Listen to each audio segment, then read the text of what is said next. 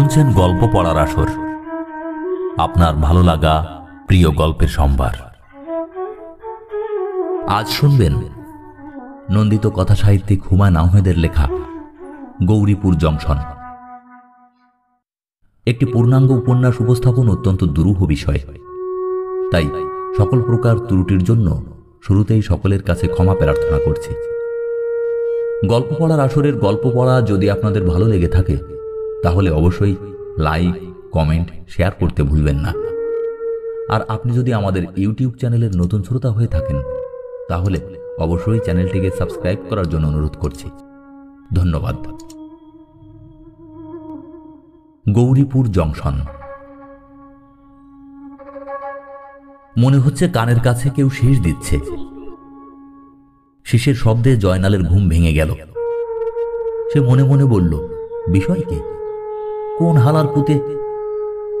মনে মনে বলা কথাও সে শেষ করল না।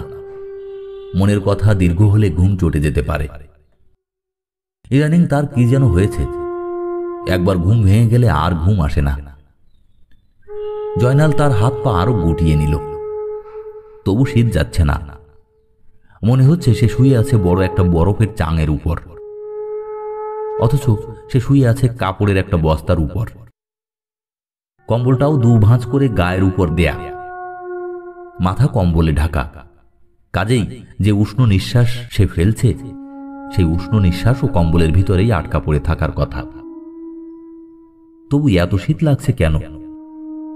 শীতের চেয়েও বিরক্তিকর মনে হচ্ছে কানের কাছে শীষের শব্দ। বিষয়টা কি? কম্বল থেকে মাথা বের করে একবার কি দেখবে? কাজটা কি ঠিক হবে? কম্বলের ভিতর থেকে মাথা বের করার অর্থই হচ্ছে এক ঝলক বরফ শীতল হাওয়া কম্বলের ভিতর ঢুকিয়ে নেওয়া। এছাড়াও বিপদ আছে। মাথা বের করলে এমন কিছু হয়তো সে দেখবে যাতে মনটা হবে খারাপ। বজলু নামের ৮-৯ বছরের ছেলে কদিন ধরেই স্টেশনে ঘুরঘুর করছে। শীতের কোনো কাপড়, এমনকি একটা সুতির চাদর পর্যন্ত নেই। সন্ধ্যার পর থেকে ওই ছেলে শীতের কাপড় আছে এমন সব মানুষের সঙ্গে ঘুরঘুর করে। দেখে অবশ্যই মায়া লাগে, কিন্তু মায়াতে তো আর সংসার চলে না। মায়ের উপর সংসার চললে তো কাজই হতো। এই যে সে কম্বল গায়ে দিয়ে শুয়ে আছে, এই কম্বলও যে কেউ ফস করে টান দিয়ে নিয়ে চলে যেতে পারে।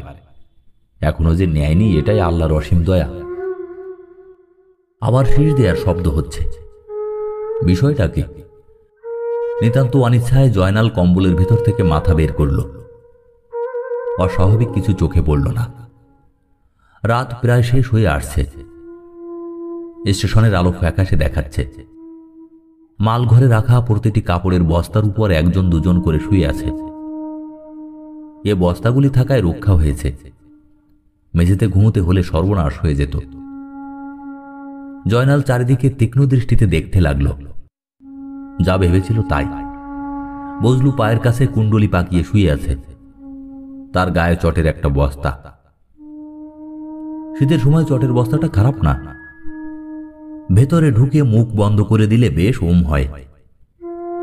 অল্প বয়স্কদের এর চেয়ে ভালো শীতবস্ত্র আর কিছুই হয় না। বড় মানুষের জন্য অসুবিধা, বস্তার ভেতরে পুরো শরীর ঢোকে না। শীষের রহস্য এখন বের হলো। ওই হারামজাদা বজলু শীষের মতো শব্দ করছে। কোনো অসুখ বিসুখ নাকি? জয়নাল কড়া গলায় ডাকল, এই! প্রচণ্ড শীতে ঘুম কখনো গাঢ় হয় না। বজলু সঙ্গে সঙ্গে বস্তার ভেতর থেকে মাথা বের করে বলল, জি। লাথি দিয়ে মুখ ভোতা করে ফেলবাম, হারামজাদা, শব্দ করস কেন? বজলু কিছুই বুঝতে পারছে না। চোখ বড় বড় করে তাকাচ্ছে। শব্দ হয় কেন? কি শব্দ? সত্যি সত্যি কি একটা লাথি বসাবে? বসানো উচিত। এই হারামজাদা সারাক্ষণ তার পেছনে পেছনে ঘুরঘুর করে। এইভাবে ঘুরঘুর করলে একসময় মায়া পড়ে যায়। গরিব মানুষের জন্য মায়া খুব খারাপ জিনিস। জয়নাল খ্যাঁকিয়ে উঠল, এই হারামজাদা, নাম। জি। কথায় কথায় ভদ্রলোকের মতো বলে জি। টান দিয়ে কান ছিঁড়ে ফেলবো, ছোট লোকের বাচ্চা, তুই নাম। বিস্মিত বজলু উঠে বসল। নাম? তুই নাম কইলাম। বজলু চটের ভেতর থেকে বের হয়ে এলো। জয়নাল দেখল সে সত্যি সত্যি নেমে যাচ্ছে। তার মন খানিকটা খারাপ হলো। এতটা কঠিন না হলেও হতো, তবে এর একটা ভালো দিক আছে, এই বেটা এরপর আর তার পেছনে পেছনে ঘুরঘুর করবে না। যখন ফেরদৌসের দোকানে পরোটা ভাজি খাবে তখন একটু দূরে বসে চোখ বড় বড় করে আর তাকিয়ে থাকবে না। হারামজাদা একেবারে কুকুরের স্বভাব পেয়েছে। জয়নাল কম্বলে পুরো মুখ ঢেকে ফেলল। বজলু এখন কোথায় যাবে, কোথায় ঘুমবে, এই নিয়ে তার মোটেই মাথা ব্যথা নেই। যেখানে ইচ্ছা যাক, শেষের শব্দ কানে না এলেই হলো। জয়নালের মন একটু অবশ্যই খচখচ করছে। সে মনের খচখচানিকে তেমন গুরুত্ব দিল না। ভেঙে যাওয়া ঘুম জোড়া লাগানোর চেষ্টা করতে লাগলো। পৌষ মাস শেষ হতে চলল, এখনো এত শীত কেন কে জানে। মনে হয় দুনিয়া উলট পালট হয়ে যাচ্ছে। কিয়ামত যখন নজদিক তখন এইরকম উলট পালট হয়। কিয়ামত যখন খুব কাছাকাছি চলে আসবে তখন হয়তো চৈত্র মাসেও শীতে হু হু করে কাঁপতে হবে। জয়নালের ঘুম আসছে না। বজলুকে ধমক দিয়ে সরিয়ে দেয়াটা ঠিক হয়নি। মনের খচখচানি যাচ্ছে না। শোয়ার মতো কোনো জায়গা পেল কিনা কে জানে। ছোটখাটো মানুষ, বেশি জায়গার তো দরকার নেই, দুহাত জায়গা হলেই হয়। এই দুহাত জায়গাই বা কে কাকে দেয়। এই দুনিয়া খুব কঠিন, 2 সুতা জায়গাও কেউ কাউকে ছাড়ে না। মায়া মোহব্বত বলেও তো কিছু নেই। অবশ্যই মায়া মোহব্বত না থাকারও কারণ আছে। কিয়ামত এসে যাচ্ছে। কিয়ামত যত নজদিক হয় মায়া মোহব্বত ততই দূরে চলে যায়। আল্লাহ পাক মায়া মোহব্বত উঠিয়ে নেন। দোষের ভাগী হয় মানুষ, অথচ বেচারা মানুষের কোনো দোষই নেই। বজলুর আপন চাচা যে বজলুকে গৌরীপুর স্টেশনে ছেড়ে চলে গেল, তার জন্যে ওই চাচাকে দোষী মনে করার কোনো কারণ নেই। সেই বেচারার তো নিশ্চয়ই সংসার চলছিল না, কি করবে? ভাতিজাকে স্টেশনে ফেলে চলে গেছে। তাও তো লোকটার বুদ্ধি আছে, স্টেশনে ফেলে গেছে। স্টেশন হচ্ছে পাবলিকের জায়গা, গভর্নমেন্টের জায়গা। এই জায়গায় সবার ওপর দাবি আছে। তাছাড়া স্টেশনে কেউ না খেয়ে থাকে না, কিছু না কিছু জুটেই যায়। আর একটু বড় হলে মালবাও শুরু করতে পারবে। একটা সুটকেস নামালে 2 টাকা, ওভারব্রিজ পার হলে 5 টাকা। তেমন ভদ্রলোক হলে বাড়তি বকশিস। অবশ্য ভদ্রলোকও এখন তেমন নেই। সামান্য 1-2 টাকার জন্য যেভাবে কথা চালাচালি করে যে এক সময় জয়নালের ইচ্ছা করে একটা চড় বসাতে। একদিন একটা চড় বসিয়ে দেখতে হয়। চড় খেলে কি করবে? কিছুক্ষণ নিশ্চয়ই কথা বলতে পারবে না, হতভম্ব হয়ে তাকিয়ে থাকবে। তারপর তারপর কি করবে? দেখতে ইচ্ছা করে। ভদ্রলোকেরা বিপদে পড়লে মজাদার কাণ্ড কারখানা করে। তার যখন বোঝা টানার ক্ষমতা ছিল তখন মজা দেখার জন্যই ভদ্রলোকদের মাঝে মধ্যে বিপদে ফেলে দিত। একবার এক ভদ্রলোকের বিছানা বালিশ ট্রাঙ্ক সে ওভারব্রিজ পার করে দিল। ওই 2 মনের মতো বোঝা। ভদ্রলোকের হাতে একটা হ্যান্ডব্যাগ, এটাও তিনি নিতে পারছেন না। বললেন, ওই কুলি, এই ব্যাগটা কাঁধে নিয়ে নে, পারবি না? কি কথার ঢং! কুলি বলেই তুই তুই করে বলতে হবে? আর এই পলকা ব্যাগ এইটাও হাতে নেওয়া যাবে না? জয়নাল উদার ভঙ্গিতে বলল, দেন। পারবি তো? দেখিস ফেলে দিস না, ট্রাঙ্কে কাঁচের জিনিস আছে, সামালকে যাবি। আপনি নিজেও সামালকে সিঁড়ি দিয়ে উঠবেন, বৃষ্টি হয়েছে, সিঁড়ি পিছল। আরে বেটা, তুই দেখি রসিক আছিস। দেখা গেল ভদ্রলোক নিজেও বেশ রসিক। মালামাল পার করবার পর গম্ভীরভাবে বললেন, নে 3 টাকা দিলাম, মালের জন্য 2 টাকা, 1 টাকা বকশিস। জয়নালের মাথায় চট করে রক্ত উঠে গেল। এই ছোট লোক বলে কি? সে অতি দ্রুত নিজেকে সামলে নিয়ে বলল, টাকা দেওয়ানোর দরকার নাই, আপনার জন্য ফ্রি। কি বললি? টাকা দিতে হইব না? মজা করবার জন্যই জয়নাল উদাস গলায় বলল, টাকা পয়সা দিয়ে কি হইব কন? টাকা পয়সা হইল হাতের ময়লা। ভদ্রলোক রেগে আগুন হয়ে বললেন, 3 টাকা তোর কাছে কম মনে হচ্ছে, সেইটা তুই বল। সে কম মনে হইব কেন? 3 টাকা অনেক টাকা। 3 টাকায় 2 সের লবণ হয়। 2 সের লবণে একটা মাইসের 1 বছর যায়। কম কি দেখলেন? আচ্ছা তাইলে যাই। বলেই জয়নাল আর দাঁড়ালো না। বেশ গম্ভীর চালে ওভারব্রিজের সিঁড়ি বেয়ে উঠতে লাগলো। প্রথম কিছুক্ষণ ভদ্রলোক কথা বললেন না, তারপর ব্যাকুল হয়ে ডাকতে শুরু করলেন, এই শুনে যাও, এই ছেলে, এই শুনে যাও। জয়নালের আনন্দের সীমা রইল না। তুই থেকে তুমিতে উঠেছে। এটা মন্দ কি? যে শুরুতে তাকে তুই তুই করছিল সেই লোক তুমি তুমি করছে। এর চেয়ে বড় বিজয় তার মতো লোক আর কি আশা করতে পারে? জয়নাল ফিরেও তাকালো না। ওই লোক ছটফট করছে, মালপত্র ফেলে ছুটে আসতে পারছে না, আবার সামান্য একটা কুলি তাকে অপমান করে চলে যাবে এটাও বরদাস্ত করতে পারছে না। ভদ্রলোকের অনেক যন্ত্রণা। একসময় এইসব মজা জয়নাল করেছে, এখন পারে না। এখন তার দশা কোমর ভাঙা কুকুরের মতো। সত্যি সত্যি তার কোমর ভাঙা। 3 মণি বস্তা আচমকা পিঠে পড়ে গিয়ে শরীর অচল হয়েছে। একটা পা শুকিয়ে দড়ি হয়ে আছে, পা মাটিতে ফেলা যায় না, ব্যথায় সর্বাঙ্গ কাঁপে। আল্লাহর কি অদ্ভুত বিচার! চালের বস্তা পড়ল পিঠে, পা হয়ে গেল অচল। একের অপরাধে অন্যে শাস্তি পাচ্ছে। পা বেচারও তো কোনো দোষ করেনি। সকাল বিকাল দুবেলা পায়ে পেট্রোল মালিশ করলে কাজ হতো। পেট্রোল হচ্ছে বাতের মহা ঔষধ। আর তার পা যা হয়েছে তাকে এক ধরনের বাতই বলা চলে, কারণ অমাবস্যা পূর্ণিমায় ব্যথা হয়। বাত হচ্ছে একমাত্র অসুখ যার যোগাযোগ আকাশের চাঁদের সাথে। পেট্রোল জোগাড় করাই মুশকিল। বোতলে করে 3 আঙুল পেট্রোল একবার মোটর স্ট্যান্ড থেকে নিয়ে আসলো, তার দাম পড়ল 5 টাকা। কি সর্বনাশের কথা! পেট্রোলের বদলে কেরোসিন তেল মালিশ করলেও হয়, তবে কেরোসিন তেলে সেরকম ধক নেই বলে মালিশের সঙ্গে সঙ্গে 1 চামচ করে খেতে হয়। খাওয়ার সময় নাড়ি ভুড়ি উল্টে আসে, আর মুখ থেকে কেরোসিনের গন্ধ কিছুতেই যেতে চায় না। অনেকদিন পায়ে পেট্রোল বা কেরোসিন কিছুই দেওয়া হয় না বলে পায়ের অবস্থা আরো খারাপ হয়েছে। সারাক্ষণ যন্ত্রণা করে। তবে গত 2 দিন ধরে কোনো যন্ত্রণা করছে না, এটা খুবই ভালো লক্ষণ। মাদারগঞ্জের পীর সাহেবের লাল সুতা পায়ে বেঁধেছে বলে এটা হয়েছে কিনা কে জানে।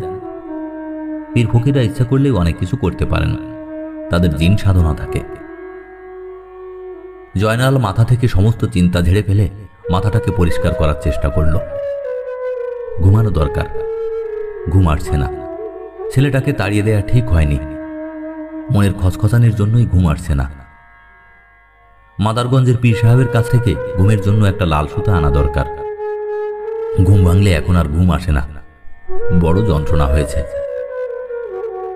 জয়নাল পাশ ফিরে শোয়, আর ঠিক তখন আগের মতো শিশের শব্দ। জয়নাল কম্বলের ভেতর থেকে মাথা বের করল। বজলু ফিরে এসেছে।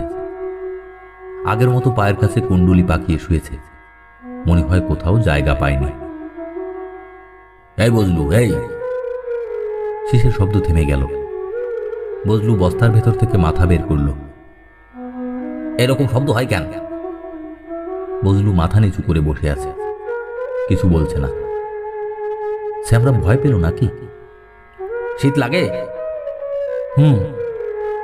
আয়, কম্বলের নিচে আয়। বজলু এক মুহূর্ত দেরি করল না। জয়নাল দরাজ গলায় বলল, এরপর থাইকা আমার সাথে ঘুমাইস, অসুবিধা নাই। আইসা। দেশ কই? সাইলটাপুর। বাবা জীবিত? না। মা? মা আছে। আবার বিয়ে হয়েছে? সৎবাপ তোরে নেয় না? না। চাচার সাথে ছিলি? এখন চাচাও নেয় না? বজলু জবাব দিল না। কম্বলের উষ্ণতায় তার চোখ ভেঙে ঘুম নেমেছে। শিশের শব্দও এখন আসছে না। এরকম অদ্ভুত একটি শব্দ হয়তো সে শীতের কারণেই করত। আহা বেচারা! জয়নাল ছেলেটিকে হাত বাড়িয়ে আরো কাছে টেনে নিল। ঘুমোক, আরাম করে ঘুমোক। ট্রেনের শব্দ আসছে। এটা কোন ট্রেন? জারিয়া ঝাঞ্ঝাইলের ট্রেন নাকি? আজ মনে হয় সময় মতো এসে পড়েছে। নাকি মালগাড়ি? মালগাড়ির চলাচল এখন আর আগের মতো নেই। বিষয়টা কি মালবাবুকে একবার জিজ্ঞেস করলে হয়। জিজ্ঞেস করতে সাহসে কুলোয় না। মালবাবুর মেজাজ খুব খারাপ। মেজাজ খারাপ, মুখও খারাপ, যা মুখে আসে বলে ফেলে। ভদ্রলোকের ছেলে এই ধরনের গালাগাল কার কাছে শিখল কে জানে। তবে মেজাজ ভালো থাকলে এই লোক অন্য মানুষ। খোঁজ খবর করে, এটা ওটা জিজ্ঞেস করে। এই যে গরম কম্বল জয়নাল গায়ে দিয়ে আছে, এই কম্বলও পাওয়া গেছে মালবাবুর কারণে। একদিন কথা নেই বার্তা নেই একটা কম্বল তার দিকে ছুড়ে দিয়ে বলল, যা এটা নিয়ে ভাগ, হারামজাদা বান্দির ফুলা, তোরে যেন চোখের সামনে না দেখি। জয়নাল মনের গভীর আনন্দ চাপা দিয়ে সহজভাবে বলার চেষ্টা করল, আমি আবার কি করলাম? চোরের বাচ্চা আবার মুখের উপরে কথা বলে। চোরের ঘরের চোর, গোলামের ঘরের গোলাম। চোর বলায় জয়নাল কিছু মনে করেনি। চোর বলার হক মালবাবুর আছে। ওই তো কিছুদিন আগের ঘটনা। 10টা টাকা দিয়ে মালবাবু বললেন, জয়নাল যা তো 5 কাপ চা নিয়ে আয়, কাপ ভালো করে ধুয়ে দিতে বলবি গরম পানি দিয়ে। জয়নাল টাকা নিয়ে ছুটে বের হয়ে গেল, তবে চায়ের দোকানের দিকে গেল না। তার সারাদিন খাওয়া হয়নি। সে মজিদের ভাতের দোকানে চলে গেল।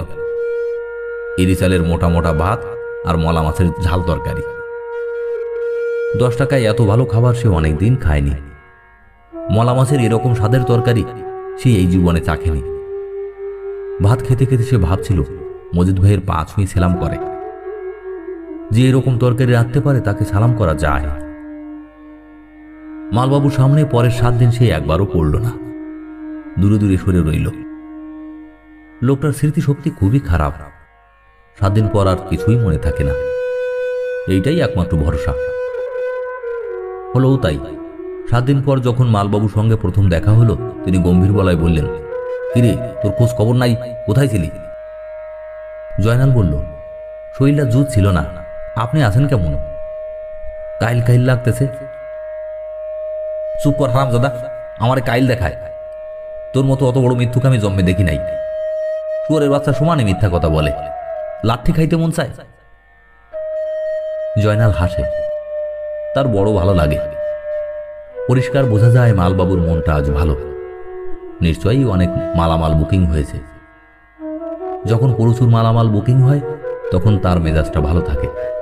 ওজনের হেরফের করে মালবাবু পয়সা পান, কাঁচা পয়সা। কাঁচা পয়সার ধর্ম হচ্ছে মানুষের মন ভালো করা।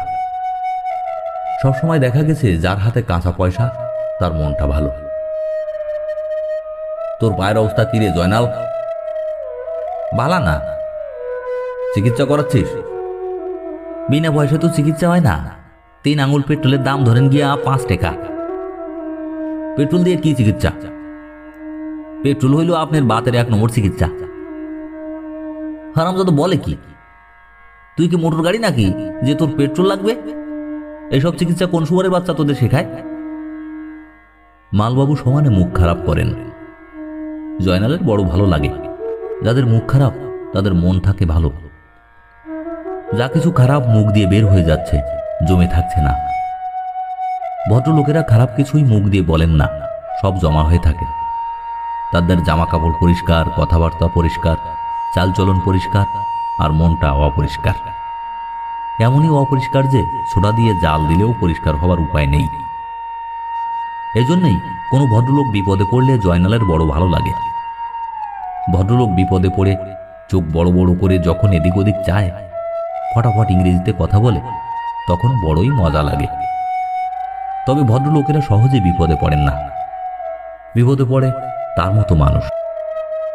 ভদ্রলোক বিপদে পড়লে বিপদ কেটে বের হয়ে যেতে পারে, তারা পারে না। তার চেয়েও যেটা ভয়াবহ, ভদ্রলোকেরা তাদের বিপদ অন্যদের উপর ফেলে দিতে পারে। 3 বছর আগের ঘটনাটা ধরা যাক। বৈশাখ মাস, সকাল 10টায় ইয়াদ আলী তার এক নতুন সাগরেদ নিয়ে উপস্থিত। ইয়াদ আলীকে দেখেই স্টেশনে শ্বাস শ্বাস পড়ে গেল। ইয়াদ আলী যখন এসেছে তখন একটা কাণ্ড ঘটবে। ইয়াদ হচ্ছে সারা ময়মনসিংহের 1 নম্বর ঠগ। যে কোনো লোককে সে ঘোল খাইয়ে দিতে পারে। থানার ওসিকেও সে খোলা বাজারে নিয়ে বিক্রি করে দিতে পারে। ওসি টেরও পাবে না যে সে বিক্রি হয়ে গেছে। ইয়াদ আলী অতি ভদ্র, অতি বিনয়ী, বয়স 50-এর কাছাকাছি, সুন্দর চেহারা। লোকজন বলে ইয়াদ আলী উচ্চশিক্ষিত, বিএ পাস। বিচিত্র না হতেও পারে। ইয়াদ আলী যখন এসেছে তখন একটা অঘটন ঘটবেই। সবাই মনে মনে তার জন্য অপেক্ষা করতে লাগল। জয়নাল জোকের মতো ইয়াদ আলীর পেছনে লেগে রইল। আজ সে কি করে তা দেখা দরকার। ইয়াদ আলী ভৈরব লাহিনীর একটা গাড়িতে উঠে বসল। সেকেন্ড ক্লাস কামরা, যাত্রী বোঝাই। নতুন বিয়ে হওয়া বর কনে শ্বশুর বাড়ি যাচ্ছে। কামরা ওরাই রিজার্ভ করে নিয়েছে। শুধু এই কামরাই না, পাশের একটা কামরাও রিজার্ভ। ইয়াদ আলী গাড়িতে ওঠার সঙ্গে সঙ্গে 2-3 জন হা হা করে উঠল, রিজার্ভ রিজার্ভ। ইয়াদ আলী মধুর হেসে বলল, এটা যে রিজার্ভ সেটা জানি ভাই, জেনে শুনে উঠলাম। নামুন নামুন। নেমে যাব? গাড়ি চলার আগে নেমে যাব, শুধু একটা কথা বলার জন্য উঠেছি। কোনো কথা না, নিচে যান। এত অস্থির হলে তো ভাই চলে না। কি বলতে চাই এটা শুনেন। মসজিদ বানাবার জন্য আমি চাঁদা চাইতে আসি নাই, আপনাদের কাছে কোনো সাহায্যও চাইতে আসি নাই। আপনারা আমারে কি সাহায্য করবেন? আপনাদের নিজেদেরই সাহায্য দরকার। আমি একজন বয়স্ক মানুষ, আমার শরীরটাও ভালো না। সামান্য 2টা কথা বলতে এসেছি। না শুনিয়ে আপনারা চেঁচাচ্ছেন নামুন নামুন। এটা কি ধরনের কথা? এটা কি ভদ্রলোকের কথা? আপনারা সবসময় মনে করেন ট্রেনে কেউ 2টা কথা বলতে চায় মানে ভিক্ষা চায়। ভাই, আমাকে কি ভিক্ষুক বলে মনে হয়? এই কি আমাদের শিক্ষা? এই কি? ইয়াদ আলীর মুখ দিয়ে কথার তুবড়ি বেরুতে লাগলো। বরযাত্রী হতচকিত, কেউ কেউ খানিকটা লজ্জিত। একজন বলল, কিছু মনে করবেন না, যা বলতে চান বলুন। না, আমি কিছুই বলতে চাই না। বলার ইচ্ছা ছিল, আপনাদের দেখে ভদ্রলোক বলে মনে হয়েছিল, ভাবছিলাম মনের ব্যথার কথাটা বলি। এই পর্যায়ে ইয়াদ আলী থরথর করে কাঁপতে লাগলো। মনে হচ্ছে সে রাগ সামলাতে পারছে না, মুখ দিয়ে ফেনা বার হচ্ছে। ইয়াদ আলী কথা বন্ধ করে এক হাতে বুক চেপে বলল, শরীরটা কেমন যেন লাগছে, 1 গ্লাস পানি। বলতে বলতে মাথা চক্কর দেওয়ার ভঙ্গি করে সে লম্বালম্বিভাবে কয়েকজনের গায়ে পড়ে গেল। দারুণ হইচই, সবাই চেঁচাচ্ছে পানি পানি, heart attack heart attack. Doctor কেউ আছে? ডাক্তার? এই ভিড় এবং হট্টগোলের মাঝে ইয়াদ আলীর সাগরেদ কোণের 2টি সুটকেস নামিয়ে ফেলল। নামালো সবার চোখের সামনে, কেউ তো দেখলও না। জয়নাল শুধু বলল, বেটা সাবাস। ট্রেন ছাড়ার আগ মুহূর্তে ইয়াদ উঠে বসল, বলল, শরীরটা একটু ভালো লাগছে। সবাই ধরাধরি করে তাকে নামিয়ে দিল। ঘটনার একদিন পর দারুণ হইচই। পুলিশ এসে জয়নালের মতো যে কজনকে পেল সবাইকে ধরে নিয়ে গেল। জানা গেল ইয়াদ আলীর দল 31 ভরি সোনার অলংকার নিয়ে সরে পড়েছে। কনের কানে সামান্য দুল ছাড়া আর কোনো অলংকার ছিল না, সব সুটকেসে ভরা ছিল। বরের আপন মামা পুলিশের আইজি, তিনি প্রচণ্ড চাপ দিলেন। সেই চাপে গৌরীপুর স্টেশনে জয়নালের মতো সবাই গ্রেপ্তার হয়ে গেল। মজা মন্দ না, দোষ কে করে আর শাস্তি হয় কার। পুলিশের কাজকর্মও চমৎকার। কিছু জিজ্ঞেস করবার আগে খানিকক্ষণ পিটিয়ে নিবে। আরে বাবা, কিছু প্রশ্ন কর, প্রশ্নের উত্তরে কি বলে মন দিয়ে শোনো, সেটা পছন্দ না হলে তারপরে পেটাও, তা না প্রথমেই মার। রুলের গুঁতা যে এমন ভয়াবহ জয়নালের ধারণাতেও ছিল না। গুঁতা বসানো মাত্র বাবারে মারে বলে চিৎকার করা ছাড়া অন্য কোনো উপায় নেই। তাও ভালো, পুলিশের কারণে বাপ মার কথা মনে পড়ল। পুলিশের গুঁতা না খেলে মনে পড়তো না। এই দিক দিয়ে বিবেচনা করলে বলতেই হয় পুলিশ একটা সৎ কাজ করেছে। পিতামাতার কথা স্মরণ করিয়ে দিয়েছে, এতে পুলিশের কিছু স্বভাব হয়েছে বলেও তার ধারণা। মার খেলেও জয়নাল পুলিশের উপর খুবই খুশি, কারণ পুলিশ কুলি সর্দার মোবারককেও ধরেছে। শুধু যে ধরেছে তাই না, বেধড়ক পিটিয়েছে। রুলের গুঁতা খেয়ে হারামজাদা রক্ত বমি করেছে। এত বড় একটা জোয়ান পুলিশের কাছে কেঁচোর মতো হয়ে গেছে, এটা দেখতেও ভালো লাগে। মোবারক শুধু যে কুলি সর্দার তাই না, গৌরীপুর স্টেশনের ক্ষমতাবান মানুষদের একজন। স্টেশন মাস্টারকেও তাকে সমীহ করে চলতে হয়। যদি মোবারকের সঙ্গে কখনো দেখা হয়, স্টেশন মাস্টার নরম গলায় বলে, কি মোবারক, ভালো? 15টার মতো মালগাড়ির পুরানো ওয়াগন বিভিন্ন জায়গায় পড়ে আছে। এইসব ওয়াগনে দিব্যি সংসার ধর্ম চলছে। এক একটা ওয়াগন এক একটা বাড়ি, এসবই মোবারকের দখলে। সে প্রতিটি পরিবার থেকে মাসে 100 টাকা ভাড়া কাটে। ভাড়ার অংশবিশেষ স্টেশনের বড় অফিসাররা পায়। সিংহভাগ যায় মোবারকের পকেটে। একটা ওয়াগনে কয়েকজন দেহ পসারিনী থাকে। মোবারক তাদের তত্ত্বাবধায়ক। তার নিজের 2 বিয়ে, অতি সম্প্রতি একটি বিয়ে করেছে, এক বিহারি বালিকা, নাম রেশমি। ওই বালিকার রূপ নাকি আগুনের মতো। জয়নালের মতো লোকজন, যাদের স্টেশন ছাড়া ঘুমানোর জায়গা নেই, যারা নম্বরই কুলি নয় বা তেমন কোনো কাজকর্মও তাদের নেই, তারা মোবারককে জমের মতো ভয় পায়। মোবারকের ছায়া দেখলে তাদের আত্মা শুকিয়ে যায়। সেই মোবারককেও পুলিশে ধরল এবং পুলিশের গুঁতা খেয়ে সে রক্তবমি করল। এই আনন্দের কাছে নিজের মার খাওয়ার ব্যথা কিছুই না। দারোগা সাহেব যখন জয়নালকে বললেন, তুই কি জানিস বল? জয়নাল বলল, হুজুর মা বাবা। কথার কথা হিসেবে বলা। খাকি পোশাক পরা সবাইকে ঘন ঘন হুজুর মা বাবা বলতে হয়, তাই বলা। আমি কিছুই জানি না, লুলা মানুষ, এই দেখেন ঠ্যাঙের অবস্থা, আমার লড়নে শক্তি নাই।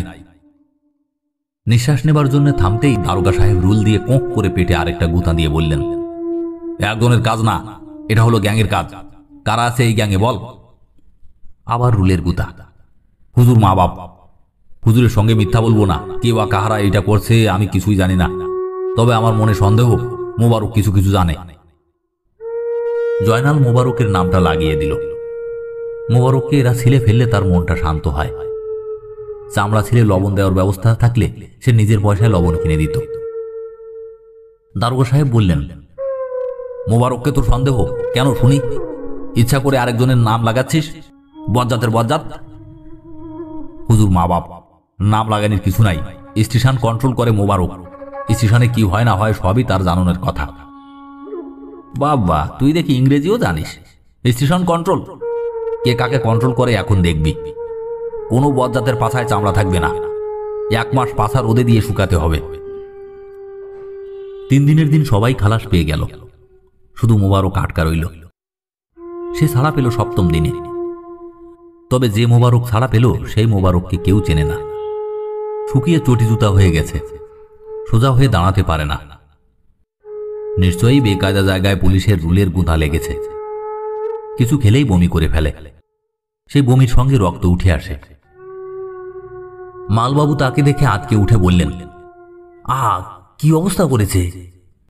হাসপাতালে ভর্তি হয়ে চিকিৎসা করা, নয়তো মারা পড়বি। সিগন্যালবাবু বললেন, এরা অত সহজে মরে না, 2-1 দিন যাক, দেখবেন ঠিক আগের অবস্থা। সিগন্যালবাবুর কথা ঠিক হলো না। 7 দিনেও মোবারকের অবস্থা 19-20 হলো না। আরো যেন কাহিল হলো।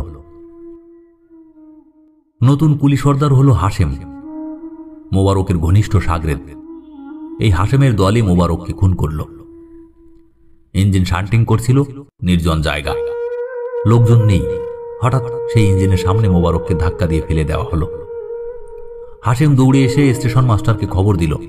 কাঁদো কাঁদো গলায় বলল, বিরাট অ্যাক্সিডেন্ট হয়েছে, মোবারক কাটা পড়ছে, শান্টিং ইঞ্জিনের নিচে পড়ছে, দক্ষিণের সিগন্যাল পয়েন্টের 10-15 হাত পিছনে। বলিস কি? নিজের চোখকে দেখা মাস্টার সাহেব। মোবারক তো নড়তেই পারে না, সে এত দূর গেল কিভাবে? মৌতে টানছে, কি করবেন কন? মৌতে টানলে গিয়ে উপায় নাই, বড়ই দুঃখের সংবাদ। হাশেম চোখে গামছা দিয়ে খানিকক্ষণ কাঁদল। কান্নার ফাঁকে যা বলল তার অর্থ হচ্ছে, মোবারক ভাই একটা মানুষের মতো মানুষ ছিল। তার মৃত্যুতে দুনিয়ার যা ক্ষতি হলো তা পূরণ হওয়ার নয়।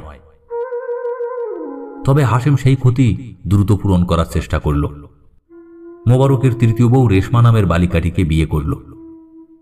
রেল ওয়াগনগুলির কর্তৃত্ব নিয়ে নিল। কেউ বাধা দিল না। হাশেম মোবারকের মতো মূর্খ ছিল না। সে একের পর এক ক্ষমতা দখল করল খুব সাবধানে। সেই সঙ্গে নিজের ক্ষমতা বৃদ্ধিও করল। মোবারক নম্বরী কুলির সংখ্যা বৃদ্ধিতে কখনো রাজি ছিল না। হাশেম সেই কাজটিও করল। কুলির সংখ্যা বাড়ুক, যত সংখ্যা বাড়বে ততই ভালো। সংখ্যা বাড়া মানে শক্তি বৃদ্ধি। একদিন জয়নালের কাছেও এলো, জয়নাল ভাই, নম্বরী কুলির দরখাস্ত করেন। সবে করতেছে। জয়নাল বিব্রত ভঙ্গিতে বলল, কি যে কন, আমার কি এই ক্ষমতা আছে?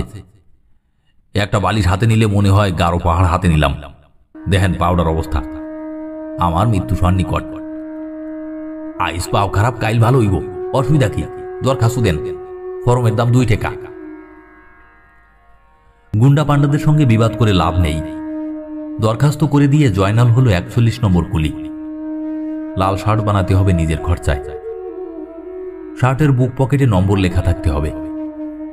আরো নিয়মকানুন আছে, সেই সব নিয়মকানুন কাগজে লেখা থাকবে। যাত্রীগণের সহিত সদা সর্বদা ভদ্র ব্যবহার করিতে হইবে। মাল পরিবহনে মন প্রতি 2 টাকা হিসাব মানিয়া লইতে হইবে। মালের ওজন প্রসঙ্গে কোনো প্রশ্ন উঠিলে রেলওয়ে কর্মচারীদের সাহায্য নেওয়া যাইবে। অবৈধ মালামাল পারাপার করা যাইবে না। কোনো মালের ব্যাপারে সন্দেহ হওয়া মাত্র রেলওয়ে পুলিশকে অবহিত করিতে হইবে। টাকার অভাবে জয়নাল লাল জামাটা বানাতে পারেনি। লাল জামা থাকুক বা না থাকুক, সে একজন নম্বরী কুলি, এটা কম কথা না। গৌরীপুর রেল স্টেশনে ভোর হয়েছে, চারদিকে ঘন কুয়াশা। টুথডাউন মোহনগঞ্জ ময়মনসিংহ প্যাসেঞ্জার স্টেশনে দাঁড়িয়ে আছে। যাত্রীতে ট্রেন ঠাসা। হইচই কলরবের সীমা নেই। বজলু এখনো ঘুমোচ্ছে। জয়নাল বজলুকে রেখে ট্রেনের দিকে এগিয়ে গেল। দীর্ঘদিনের অভ্যাস, ট্রেন দেখলেই কাছে যেতে ইচ্ছে করে। আজ পা ফেলতে কষ্ট হচ্ছে না। ব্যাপারটা কি, সেরে যাচ্ছে? মাদারীগঞ্জের পীর সাহেব মনে হচ্ছে সহজ পাত্র না। এই বুড়ো, এই, তাকেই কি ডাকছে? তার বয়স 40ও হয়নি, এখনই তাকে বুড়ো ডাকছে। মাথার চুলগুলির জন্য এরকম হয়েছে। কোমরে ব্যথা পাওয়ার সঙ্গে সঙ্গে চুল সব পেকে গেল। আল্লাহর কি লীলা! সে ব্যথা পেল কোমরে, তার ফলে একদিকের মাথার চুল পেকে গেল, অন্যদিকে পা হলো অচল। কোমরের কিছুই হলো না। আল্লাহ তাআলার এটা কেমন বিচার! এই বুড়ো, এই! জয়নাল এগিয়ে গেল। জানালার পাশে কচি কচি মুখের একটা মেয়ে বসে আছে। তার কোলে একটি শিশু। শিশুটি তার স্বরে চেঁচাচ্ছে। মেয়েটির পাশে তার স্বামী। সেই বেচারার কোলেও একটি শিশু। সেই শিশুটিও কাঁদছে, মনে হচ্ছে যমজ। যমজ বাচ্চারাই একসঙ্গে কাঁদে, হাসে। জয়নাল বলল, কি বিষয় আম্মা? একটু পানি এনে দিতে পারবে? খাবার পানি? টিউবওয়েলের পানি আছে, ভালো পানি, 100 মুখে শরীর ঠান্ডা। আর গরম পানি এনে দিতে পারবে? আল্লাহ ভরসা, চায়ের দোকানে একটা টেকা দিলেই গরম পানি দিব। এই নাও, এই ফ্লাস্কটাতে গরম পানি, আর এইটাতে রেগুলার পানি, মানে ঠান্ডা পানি। গরম পানির জন্য 2টা টেকা দেন আম্মা। মেয়েটি টাকা খুঁজছে। তার বিশাল কালো ব্যাগে সম্ভবত 1 টাকার কোনো নোট নেই। মেয়েটির স্বামী বিরক্ত গলায় বলল, তুমি পানি আনার জন্য এসব পাত্র দিচ্ছ কেন? এছাড়া আর কি দেব? আর কি আছে? মেয়েটির স্বামী ইংরেজিতে কি সব বলল, যার মানে খুব সম্ভব এই লোক পাত্রগুলি নিয়ে পালিয়ে যাবে। জয়নাল ইংরেজি বুঝে না, কিন্তু মানুষের ভাবভঙ্গি বুঝতে পারে। সে মেয়েটির স্বামীর দিকে তাকিয়ে নরম স্বরে বলল, মানুষকে এত অবিশ্বাস করা ঠিক না। লোকটি মনে হচ্ছে এই কথায় লজ্জা পেল। পাক, মাঝে মাঝে লজ্জা পাওয়া ভালো। ভদ্রলোক লজ্জা পেলে দেখতে ভালো লাগে। চোখ মুখ লাল হয়ে যায়, কথা ঠিক মতো বলতে পারে না, তোতলাতে থাকে। মেয়েটা তার কালো ব্যাগে টাকা খুঁজে পেয়েছে। সে স্বামীর দিকে কঠিন দৃষ্টি নিক্ষেপ করে দামি একটা ফ্লাস্ক এবং পানি রাখার চমৎকার একটা পাত্র বাড়িয়ে বলল, ধুয়ে নিও, কেমন? আচ্ছা আম্মা, তাড়াতাড়ি আসবে। আমি 5 টাকা বকশিশ দেব। বাচ্চাকে দুধ খাওয়াতে হবে। জয়নাল তার খোঁড়া পা নিয়ে যথাসম্ভব দ্রুত এগুতে লাগল। ঠান্ডা এবং গরম পানি নিয়ে ফিরে যাবার প্রশ্নই ওঠে না। সে লাইন টপকে বাজারে চলে গেল। জিনিস দুটির জন্য আশাতীত দাম পাওয়া গেল, 220 টাকা। চাপাচাপি করলে 250 পাওয়া যেত। যাক, যা পাওয়া গেছে তাতেই বা মন্দ কি? 220 টাকা, খেলা কথা না। হাত এখন একেবারে খালি। বাচ্চা দুটোর জন্য খারাপ লাগছে। আহা, অবোধ শিশু, পেটের খিদেয় কাঁদছে। তবে ওরা কিছু একটা ব্যবস্থা করবেই। তাছাড়া শিশু হচ্ছে ফেরেশতা। আল্লাহ তাআলা নিজেই এদের উপায় লক্ষ্য রাখেন। খিদের চোটে এরা কিছুক্ষণ কাঁদবে, এরও ভালো দিক আছে। চিৎকার করে কাঁদলে ফুসফুস পরিষ্কার থাকে। ক্ষয়, কাশ, হাঁপানি এসব কখনো হয় না।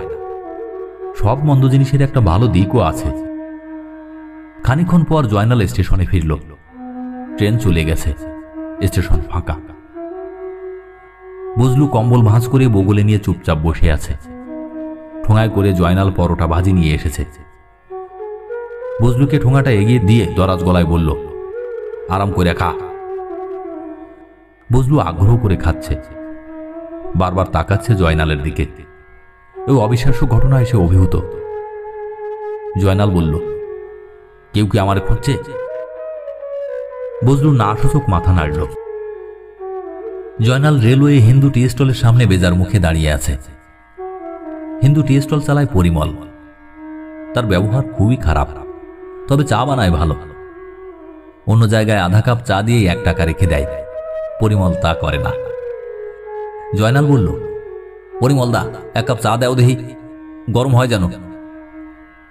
পরিমল মুখ বিকৃত করে বলল, কাছে আয়, হাঁ কর, মুখের মধ্যে চা বানায় দেয়, চা গরম চা। জয়নাল পরিমলের কথা শুনেও না শোনার ভান করল। সকালবেলায় ঝগড়া করে লাভ নেই। পকেটে এতগুলা টাকা নিয়ে ঝগড়া করতেও মন চায় না। মানুষের যাবতীয় ক্ষুদ্রতা ও তুচ্ছতা ক্ষমা সুন্দর চোখে দেখতে ইচ্ছে করছে। পরিমল দা, আমার এই পুলাডারে 1 কাপ মালাই চা দাও, সর যেন থাকে। পরিমল চোখের কোণে বজলুকে এক ঝলক দেখল, শুকনো গলায় বলল, আগে টাকা দে, 5 টাকা। 5 টাকা? কি কও তুমি? মালাই চা 2 টাকা কাপ, আর তোর কাছে আগের পাওনা 2 টাকা। জয়নাল নিতান্ত অবহেলায় 100 টাকার একটা নোট বার করল, যেন এরকম বড় নোট সে প্রতিদিন বের করে। এটা কিছুই না। সে উদাস গলায় বলল, ভাঙতি না থাকলে নোট রেখে দাও, যখন ভাঙতি হয় দিবা। টাকা পাইছস কই? এটা দিয়ে তো তোমার দরকার নাই পরিমল দা। তুমি হইলা দোকানদার মানুষ, কাস্টমার তোমারে হুকুম দিব, সেই হুকুমে তুমি জিনিস দিবা। তুমি হইলা হুকুমের গোলাম। কথাটা বলে জয়নাল খুব তৃপ্তি পেল। উচিত কথা বলা হয়েছে। শালার মুখে এখন আর কথা নাই। পরিমলের দোকানের চা আজ অন্যদিনের চেয়ে ভালো লাগলো। চায়ের মধ্যে তেজপাতা দেয়ায় কেমন পায়েস পায়েস গন্ধ। জয়নাল দরাজ গলায় বলল, দেখি পরিমল দা, আরেক কাপ চিনি বেশি কইরা দিবা। পরিমল আরেক কাপ চা বাড়িয়ে দিল। বজলু আগের কাপই এখনো শেষ করতে পারেনি, ফু দিয়ে খাচ্ছে। এক একটা চুমুক দিচ্ছে আর জয়নালের দিকে তাকাচ্ছে। জয়নাল মনে মনে ভাবল, এই ছেলেটার একেবারে কুকুরের স্বভাব। কুকুরকে খেতে দিলে সে মালিকের দিকে একটু পর পর তাকায় আর লেজ নাড়ে। এই হারামজাদাও তাই করছে, লেজ নেই বলে লেজটা নাড়তে পারছে না। জয়নালের হঠাৎ মনে হলো, আল্লাহ তাআলা সব জন্তুকে লেজ দিয়ে পাঠালে মানুষকে কেন দিলে না? কুকুর, বিড়াল, বাঘ, সিংহ সবারই লেজ আছে, মানুষের থাকলে তো কোনো ক্ষতি হতো না। আসলেই চিন্তার বিষয়, কাউকে জিজ্ঞেস করে জিনিসটা জানা দরকার। জয়নালের মনে মাঝে মাঝে উচ্চ শ্রেণীর কিছু চিন্তা ভাবনা আসে, তখন কেন জানি বড় ভালো লাগে। নিজেকে অন্যের চেয়ে আলাদা বলে মনে হয়। বেশিরভাগ মানুষই তো এক পদে, খাও আর ঘুমাও, এর বাইরে কোনো চিন্তা নেই। আল্লাহ তাআলা চিন্তা করার যে ক্ষমতা মানুষকে দিয়েছে, সেই ক্ষমতা কয়জনার কাজে লাগায়? যাই পরিমল দা, চা ভালো বানাইছো, 1 টাকা বকশিস রাখো। বকশিস? তোমারে বকশিস করলাম। হারামজাদা বকশিস দেখায়, লাত্তি খাবি। জয়নাল দাঁত বের করে হাসল। জায়গা মতো অপমান করা হয়েছে, অনেকদিন মনে রাখবে। ভাঙতি টাকা সবই ফেরত দিয়েছে।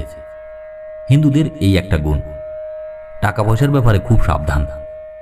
মুসলমান হলে বলতো, টাকা থাকুক আমার কাছে, এখন ভাঙতি নাই, ভাঙতি হলে নিবি, তারপর আজ দিব কাল দিব করে খালি ঘুরাতো। বজলু পেছনে পেছনে আসছে, আসুক, অসুবিধা কি? ভাঁজ করা কম্বল বগলে ধরে আছে। জয়নালের জন্য সুবিধাই হলো, ঝাড়া হাত পা, সাথে আছে চৌকিদার। খিদা লাগছে নাকি রে? ওই বজলু।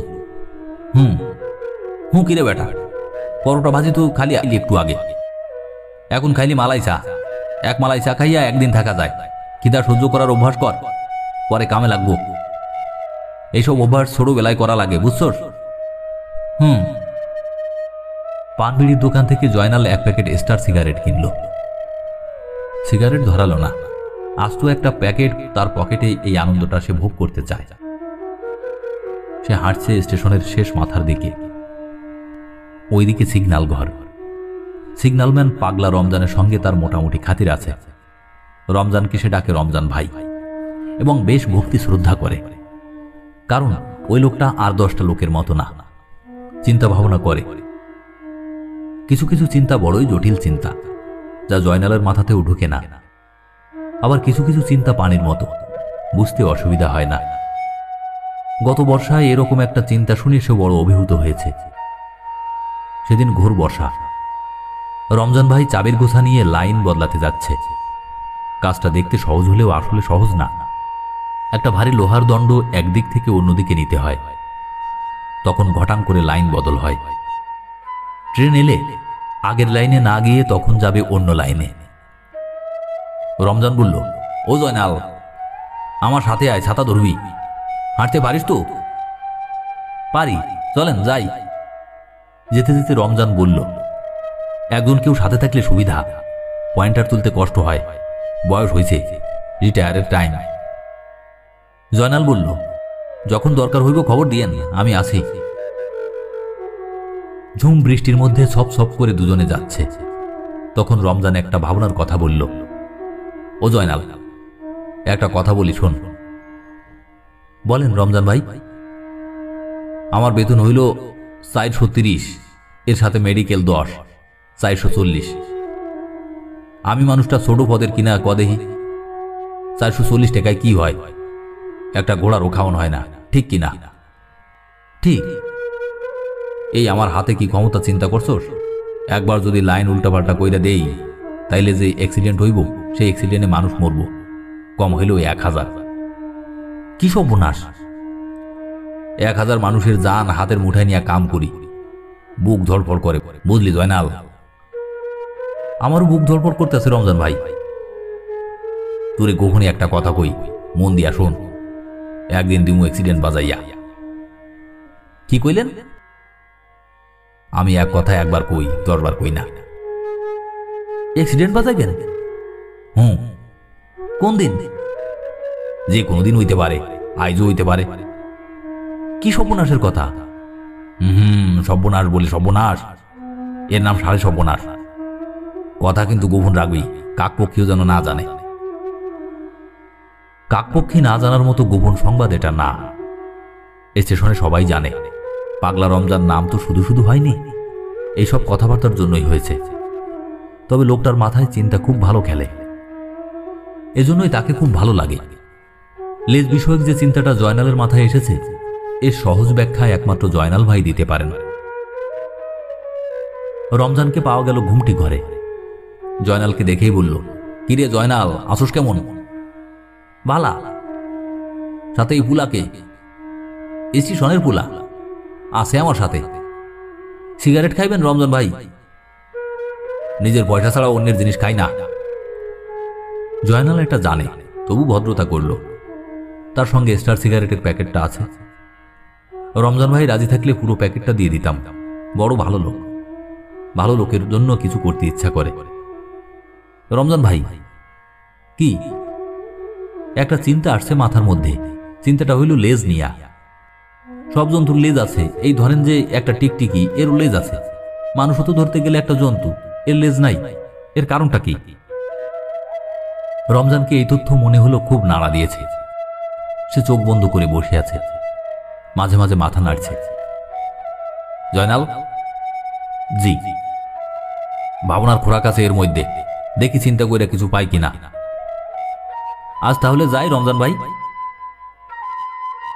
রমজান হ্যাঁ না কিছুই বলল না, আবার গভীর চিন্তায় মগ্ন হয়ে গেল। জয়নাল তাকে ভালো চিন্তার খোরাক দিয়ে গেছে। সব জাতির লেজ আছে, মানব জাতির লেজ নাই। বিষয়টা কি? কুয়াশা ভেঙে রোদ উঠেছে। মোহনগঞ্জের ট্রেন চলে এসেছে। আজ তুলনামূলকভাবে ভিড় কম, ছাদের উপর মানুষ নেই। দাঁড়িয়ে থাকা ট্রেন দেখার আনন্দই আলাদা। লোকজন উঠছে, নামছে, হইচই হচ্ছে। পানওয়ালা, চাওয়ালা, নিম টুথ পাউডার, জামে মসজিদের চাঁদার খাতে হাতে মৌলানা, ফকির, মিসকিন, কত ধরনের মানুষ এ কামরা থেকে ও কামরায় যাচ্ছে। কতগুলি মানুষের রুটি রোজগার এই ট্রেনের উপর নির্ভর করছে। কি বিরাট কর্মকাণ্ড! ভালো লাগে, দেখতে ভালো লাগে। জয়নাল গাঢ় স্বরে ডাকল, হে বজলু, জি। কোন হানে এই ট্রেন যাইব ক দেখি? জানি না। মোহনগঞ্জ। এইসব জানা দরকার, বুঝলি? আমরা যারা স্টেশনে থাকি, ট্রেন হইল আমাদের রুটি রোজগারের মালিক। এই মালিকের খোঁজ খবর না রাখলে জিনিসটা অন্যায় হয়। ঠিক কইলাম না? বুঝলু হ্যাঁ সূচক মাথা নাড়ল। জয়নাল গম্ভীর গলায় বলল, ট্রেনের সাথে রুটি রোজগার বান্ধায় এমন মানুষ হইল দুই কিসিমের, চলন্তি মানুষ আর বসন্তি মানুষ। যারা ট্রেনের লগে লগে চলে তারা চলন্তি, আর যারা ট্রেনের লগে চলে না তারা বসন্তি। ইজ্জত বেশি বসন্তি মানুষের। অনেকক্ষণ পর স্টার সিগারেটের প্যাকেট খুলে জয়নাল সিগারেট ধরালো। আগে কত সিগারেট খেয়েছে, এত ভালো লাগেনি। তখন সবসময় একটা আতঙ্ক ছিল, এটা শেষ হলেই আরেকটা কখন জোগাড় হবে, কিভাবে জোগাড় হবে। এখন এই অবস্থা না। 9টা সিগারেট পকেটে আছে। একটা শেষ হবার সঙ্গে সঙ্গে সে ইচ্ছা করলে আরেকটা ধরাতে পারে, কারোর কিছু বলার নেই। জয়নাল মোহনগঞ্জ লাইনের গাড়িটার মুখোমুখি হয়ে রোদে বসল। সারাদিনই গায়ে প্রচুর রোদ লাগিয়ে রাখলে রাতে শীত কম লাগে। এসব জ্ঞানের কথা সে অনেক ভেবেচিন্তে বের করেছে।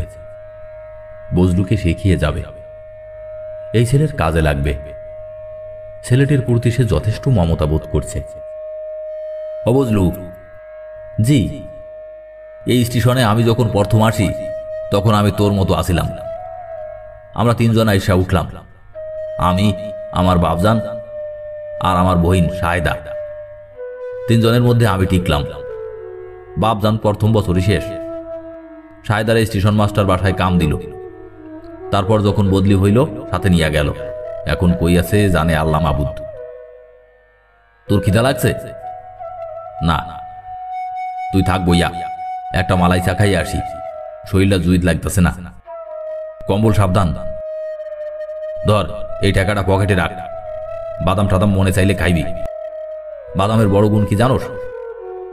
না। বাদাম হইল খিদার জম। 100 টাকা বাদাম আর 2 গ্লাস পানি হইলে পুরো একটা দিন পার করন যায়। মানুষের রোজগারপাতি সব দিন সমান হয় না, তখন এইসব বিদ্যা কাজে লাগে।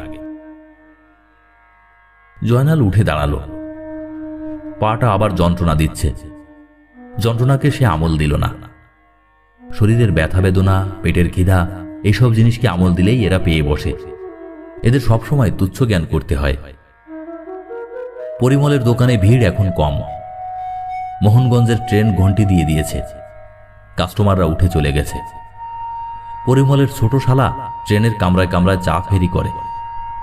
মোট 15 কাপ চা সে দিয়েছে। ফেরত এনেছে 14টা কাপ। আরেকটা কাপের খোঁজ পাওয়া যাচ্ছে না। 9-10 বছরের ছেলেটা ভয়ে আতঙ্কে নীল হয়ে আছে। তার দাদাবাবুর নিষ্ঠুরতা এবং নির্মমতার সঙ্গে সে পরিচিত। পরিমল বরফ শীতল গলায় ছেলেটাকে বলল, আমি ইতিং বিতিং কোনো কথা শুনতে চাই না। তুই যেখান থেকে পারোস কাপ আইনা দিবি, না আনলে খুন্তি আগুনে পোড়াইয়া সেকা দেমু। 3 খান সেকা আছে, এইটা লইয়া হইব চাই।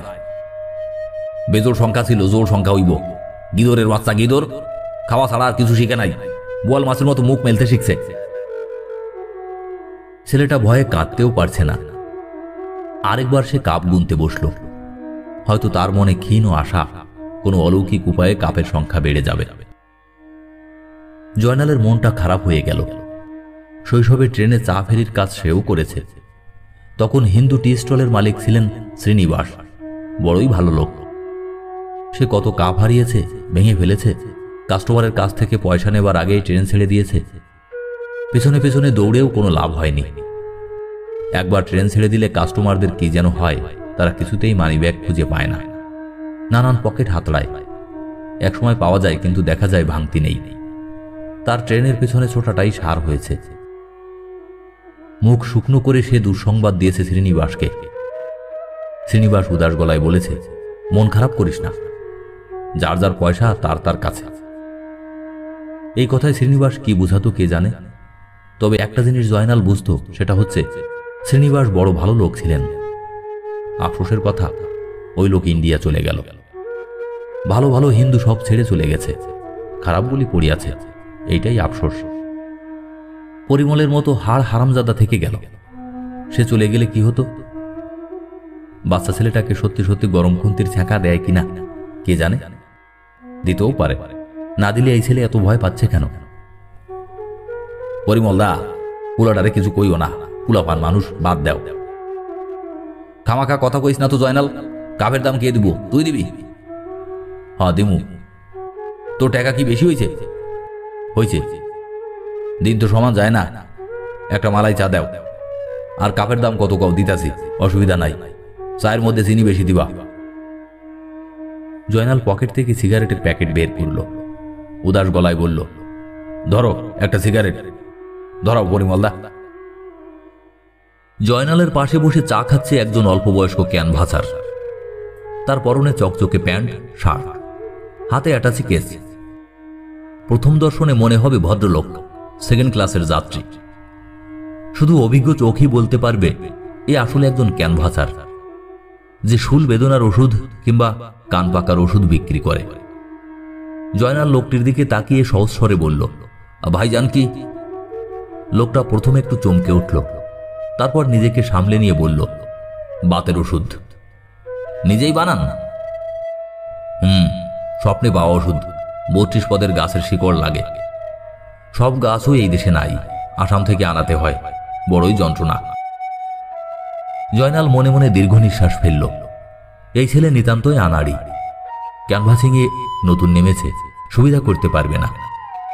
ক্যানভাসিংয়ে বুদ্ধি লাগে, এই ছেলে বোকা কিসিমের। জয়নাল গলায় কৌতূহলের ভঙ্গি করে বলল, স্বপ্নটা কে দেখল? আমার পিতাজি দেখেছেন। সব মানুষ স্বপ্নে কেবল বাতের ওষুধ পায়, বিষয়টা কি কন দেখি? এই লাইনে 5 জন স্বপ্নে পাওয়া বাতের ওষুধ বেচে, আপনাদের নিয়া হইল 6। আমি এই লাইনের না, আমি ময়মনসিংহ জামালপুর লাইনের। স্বপ্নে এর চেয়ে ভালো কোনো ওষুধ পান না? ভালো ওষুধ মানে? এই ধরেন খিদা নষ্ট হওয়ার ওষুধ, তা হইলে গরিবের উপকার হইত। লোকটি বিরক্ত চোখে তাকাচ্ছে।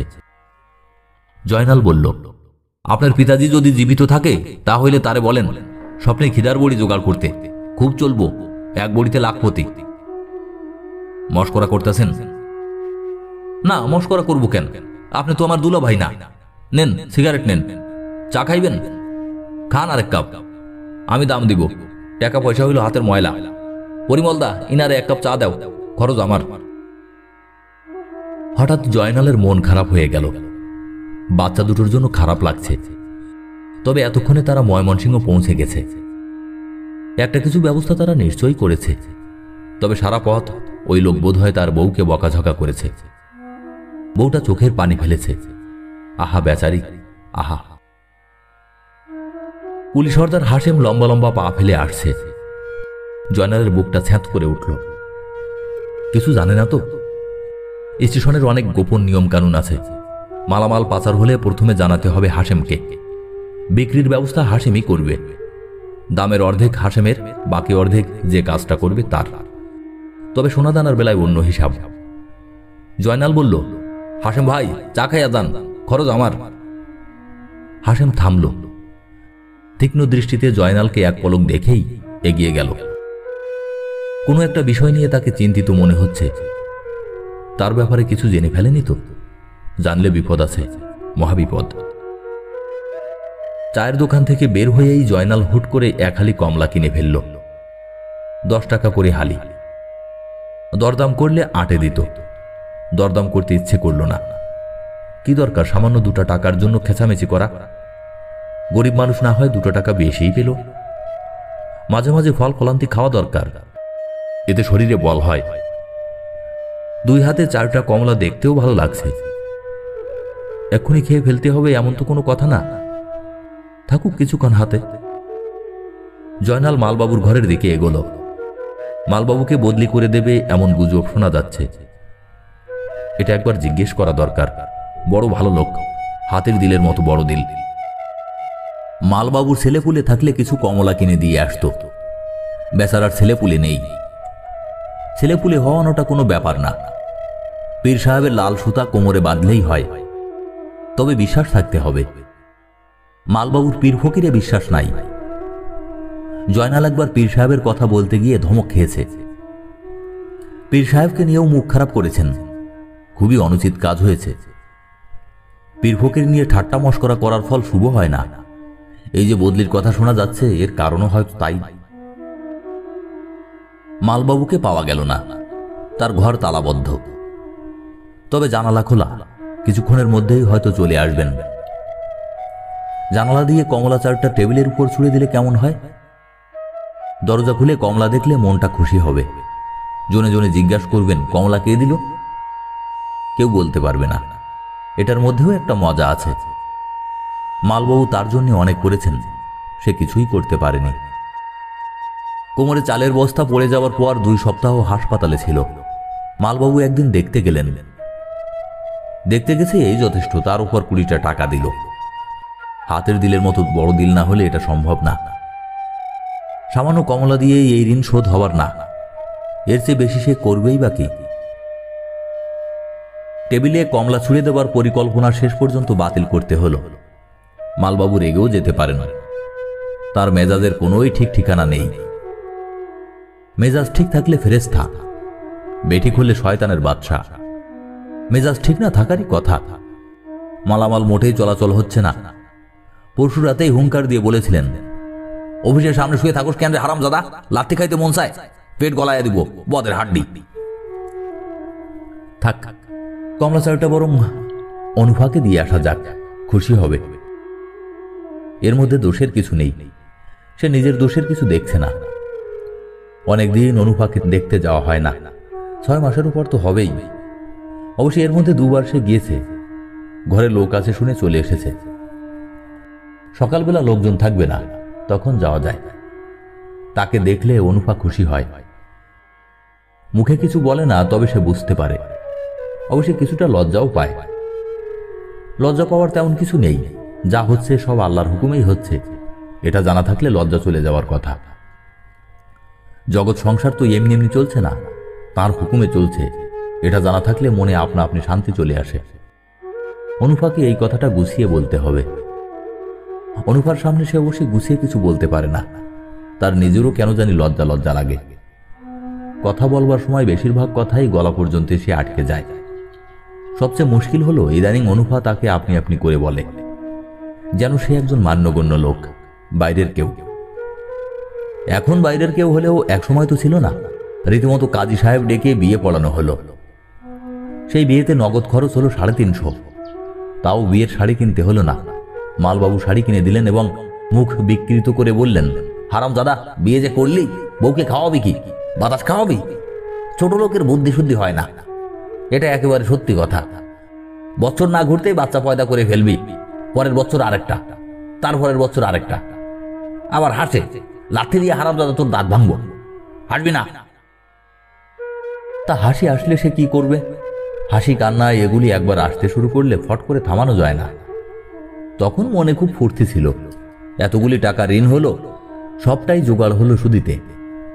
টাকায় টাকা সুদ, কুলি সর্দারের কাছ থেকে নেয়া। তার কাছে সুদে টাকা নেয়া মানে সারা জীবনের জন্য বাঁধা পড়া। সুদ নিয়েই কুল পাওয়া যায় না, আসল দিব কখন? তবু জয়নাল সব তুচ্ছ জ্ঞান করল। তখন শরীরে শক্তি ছিল, 2 মণি বোঝা হ্যাঁচকা টান দিয়ে তুলতে পারত। স্টেশনের কাজ ছাড়াও বাইরে কাজ ছিল, সড়ক তৈরির কাজ। দিনে করত সড়ক তৈরির কাজ। তখন গৌরীপুর শম্ভুপুর সড়কে মাটি কাটা হচ্ছে। কাজের অভাব নেই, শরীরে শক্তি থাকলে কাজ আছে। সন্ধ্যার পর চলে আসতো স্টেশনে। এখানেও মাল তোলার কাজ আছে। অবশ্যই রোজগারের সবটাই কুলি সর্দার নিয়ে নিত। টাকায় টাকা সুদ দিতে গিয়েই শরীরের রক্ত ঠান্ডা হয়ে যায়। তার উপর সে একটা ঘর নিয়েছে, গৌরীপুরের রাজবাড়ির কাছে একটা সনের ঘর। সমীর উদ্দিন রিক্সাওয়ালার ঘরের একটা অংশ, স্টেশন থেকে খানিকটা দূর। তাতে কি, হেঁটে হেঁটে বাড়ি ফিরতে তার মজাই লাগত। হেঁটে বাড়ি ফিরতে সে নানান ধরনের স্বপ্ন দেখত। সুদের টাকা সবটা ফেরত দেওয়া হয়েছে, তারপর টাকা জমাচ্ছে। টাকা জমিয়ে একদিন সে একটা রিক্সা কিনে ফেলল। সেই রিক্সা সে নিজে চালায় না, ভাড়া খাটায়। তখন টাকা জমে দুদিক থেকে, তার টাকা এবং রিক্সার টাকা। জমতে জমতে অনেক হয়ে গেল। তখন তারা জমি কিনল। ব্রহ্মপুত্র নদীর তীরে প্রথমে ছোট্ট এক টুকরো জমি, তারপর আরেকটু, তারপর আরেকটু। একটা ঘর তুলল, টিনের ঘর। ঘরের চারপাশে ফল ফলান্তির গাছ, পিছনে বাঁশঝাড় ছাড়া ঘরবাড়ি ভালো হয় না, ঘরবাড়ির আব্রু থাকে না। কল্পনার এই পর্যায়ে সে বাড়ি পৌঁছে যায়। মনে হয় পথটা আরেকটু দীর্ঘ হলো না কেন? আরেকটু দীর্ঘ হলে ভালো হতো, আরো কিছুক্ষণ ভাবা যেত। পথে নামতেই পথ ফুরিয়ে যায়। এও এক আশ্চর্য কাণ্ড। তার পায়ের শব্দে দরজার ঝাঁপ সরিয়ে অনুফা বের হয়ে আসে। নিচু গলায় বলে, আজ যত দেরি হইল কেন? রোজ একই প্রশ্ন। একদিন সে সন্ধ্যার সময় চলে এসেছিল, সেদিনও বলল, আজ যত দেরি হইল কেন? জয়নাল হেসে বলল, হে রে, যদি দেরি কও তাহলে যে বউ ঘরে বসে থাকুন লাগে। থাকো না কেন, একটা পুরা দিন ঘরে থাকলে কি হয়? টেকা জমানো দরকার অনুফা, টাকা জমানো দরকার। টাকা অবশ্যই কিছু জমতে শুরু করলো। মাসে ফুটো করে আজ 1 টাকা, কাল 2 টাকা এমনি করে ফেলতে লাগলো। একবার ফেললো 20 টাকার একটা নোট। বড় সুখের সময় ছিল। দুজনে একবার ছবি ঘরে একটা বইও দেখে এলো।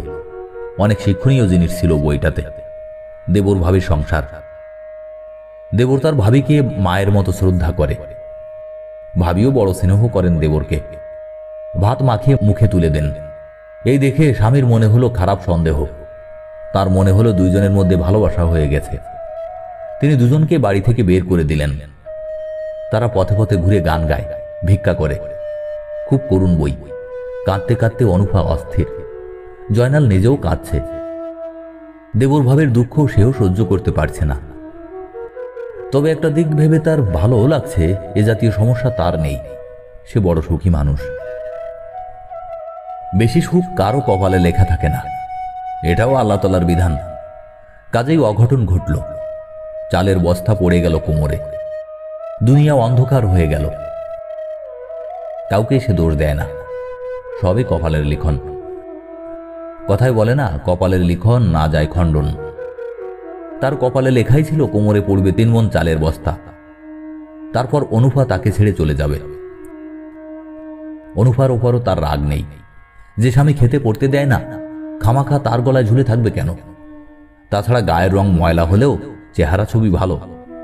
কোনো পুরুষ মানুষ একবার তাকে দেখলে দ্বিতীয়বার ঘাড় ঘুরিয়ে তাকায়। সেই পুরুষের চোখ চকচক করে। এই মেয়ের কি দায় পড়েছে জয়নালের সঙ্গে লেপ্টে থাকার? জয়নালের এখন মরে তখন মরে অবস্থা। হাসপাতালে থেকে কিছু হয়নি বলে চলে এসেছে স্টেশনে। একটা পয়সা নেই হাতে। মাথার ভেতরে সবসময় ঝমঝম করে ট্রেন চলে।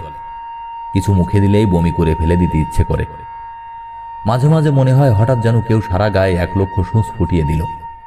তখন সে বিড়বিড় করে বলে, ভাই সকল, আপনারা ধরাধরি কইরা আমার লাইনের উপরে শুয়াইয়া দেন, আমার জীবনটা শেষ হোক। কেউ তাকে লাইনের উপর শুইয়ে দেয় না বলে জীবনটা শেষ হয় না। মালবাবুর অফিসের সামনে ময়লা বস্তার উপর সে শুয়ে থাকে আর ভাবে, জীবন জিনিসটাই এমন জটিল কেন? সেবার সে মরেই যেত, বেঁচে গেল 2টা মানুষের জন্যে, মালবাবু আর রমজান ভাই। মালবাবু কয়েকদিন পর পর ডাক্তার নিয়ে আসতেন। কঠিন গলায় বলতেন, একটা ইঞ্জেকশন দিয়ে মেরে ফেলুন তো ডাক্তার সাহেব, মারতে পারলে 100 টাকা দেব। এরকম কষ্ট ভোগ করার কোনো অর্থই নাই। আগাছা পরিষ্কার হওয়া দরকার।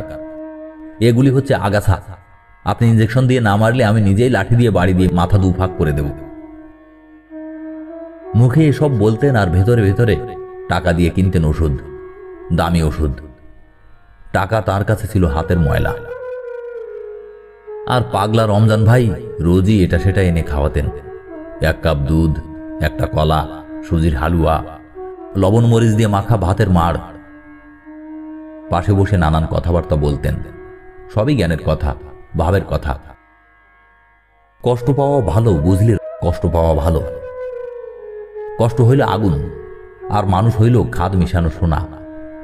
আগুনে পড়লে খাদটা চলে যায়, থাকে সোনা। তোর খাদ সব চলে যাচ্ছে, বুঝলি? রমজান ভাইয়ের কথা ঠিক না। কষ্টে পড়ে সে চোর হয়েছে। আগে চোর ছিল না। বোধহয় তার মধ্যে সোনা কিছুই ছিল না, সবটাই ছিল খাদ। হাতের 5টা আঙুল যেমন সমান হয় না, মানুষও তেমন সমান না।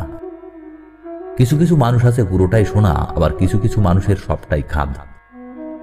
যাক, এসব নিয়ে তার মনে কোনো কষ্ট নাই, তার উপর তার কোনো রাগও নাই। সে যখন শুনল অনুফা সমীর উদ্দিন রিক্সাওয়ালার কাছে বিয়ে বসেছে, সে রাগ করেনি, বরং ভেবেছে ভালোই হয়েছে। মেয়েটার গতি হলো, সমীর উদ্দিন লোক খারাপ না, রোজগার ভালো, অনুফা খেতে পড়তে পারবে। তারপর শুনল আগের বউটার সঙ্গে ঝগড়ায় টিকতে না পেরে চলে গেছে। তখন কিছুদিন বড় অশান্তিতে কাটল। জোয়ান বয়স, কোথায় যাবে কোথায় ঘুরবে। তারপর খবর পাওয়া গেল অনুফা একজন কাঠমিস্ত্রির কাছে বিয়ে বসেছে। কাঠমিস্ত্রির আগের বউ মারা গেছে। সেই পক্ষের 3-4টা ছেলে মেয়ে, ওদের মানুষ করতে হবে, বউ দরকার। এই খবরে বড় আরাম পেল জয়নাল। যাক, একটা গতি হলো।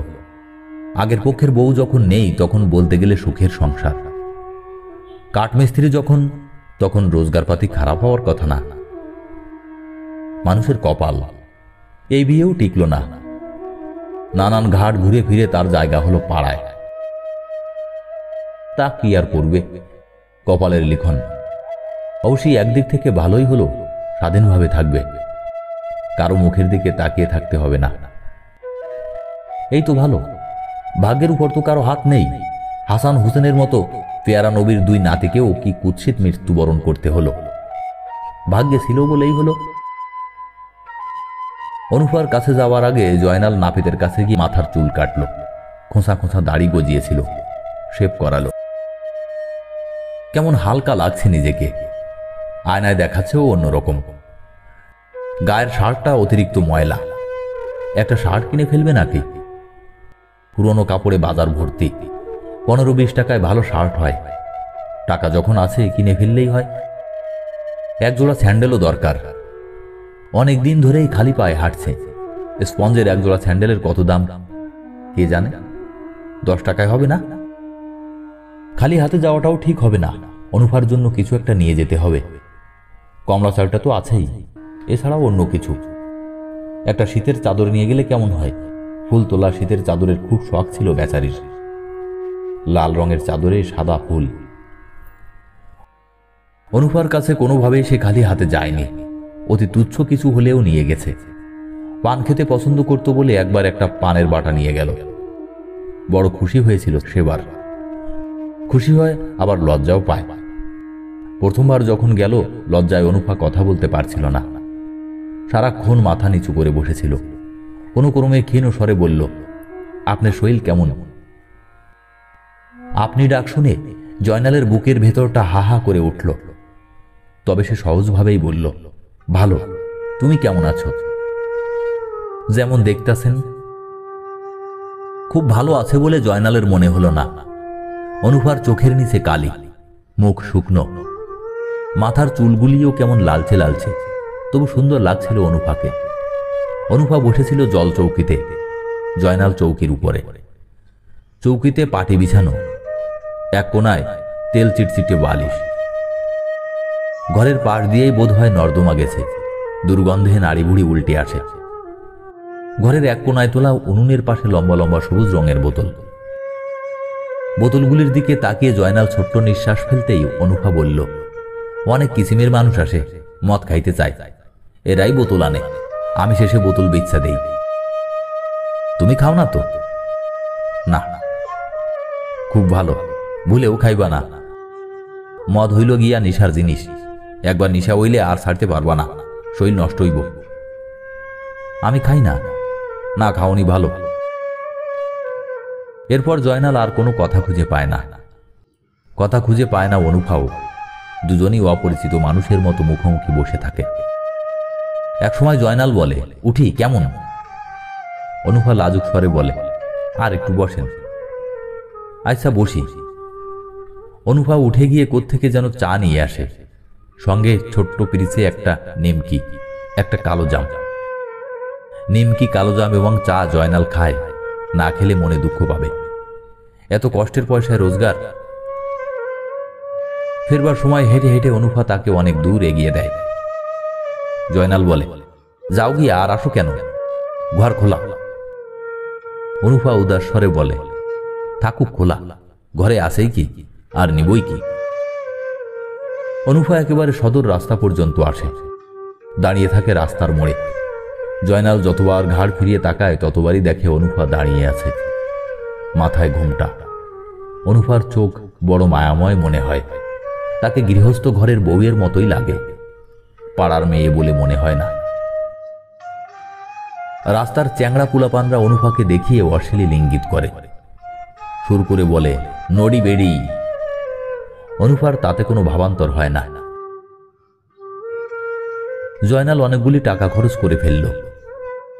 নিজের জন্য চেক চেক শার্ট কিনল, একজোড়া স্যান্ডেল কিনল। অনুফার জন্য লাল চাদর, একটা বড় আয়না।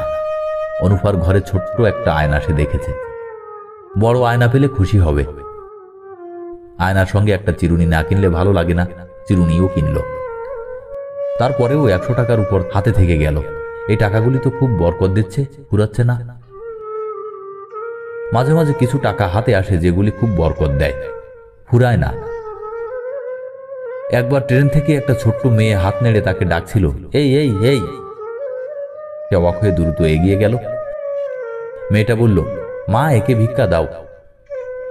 জয়নাল হাসি মুখে বলল, আমাজি, আমি ফকির না। ফকির না হলেও ভিক্ষা নাও। মা, একে ভিক্ষা দাও। ট্রেন তখন ছেড়ে দিচ্ছে। মেয়েটির মা হ্যান্ডব্যাগ খুলে কোনো ভাঙতি পাচ্ছেন না। মেয়ে ক্রমাগত মাকে দিল তাড়া, মা দাও না, দাও না। ভদ্রমহিলা শেষ পর্যন্ত অতি বিরক্ত মুখে একটা 50 টাকার নোট বাড়িয়ে দিলেন।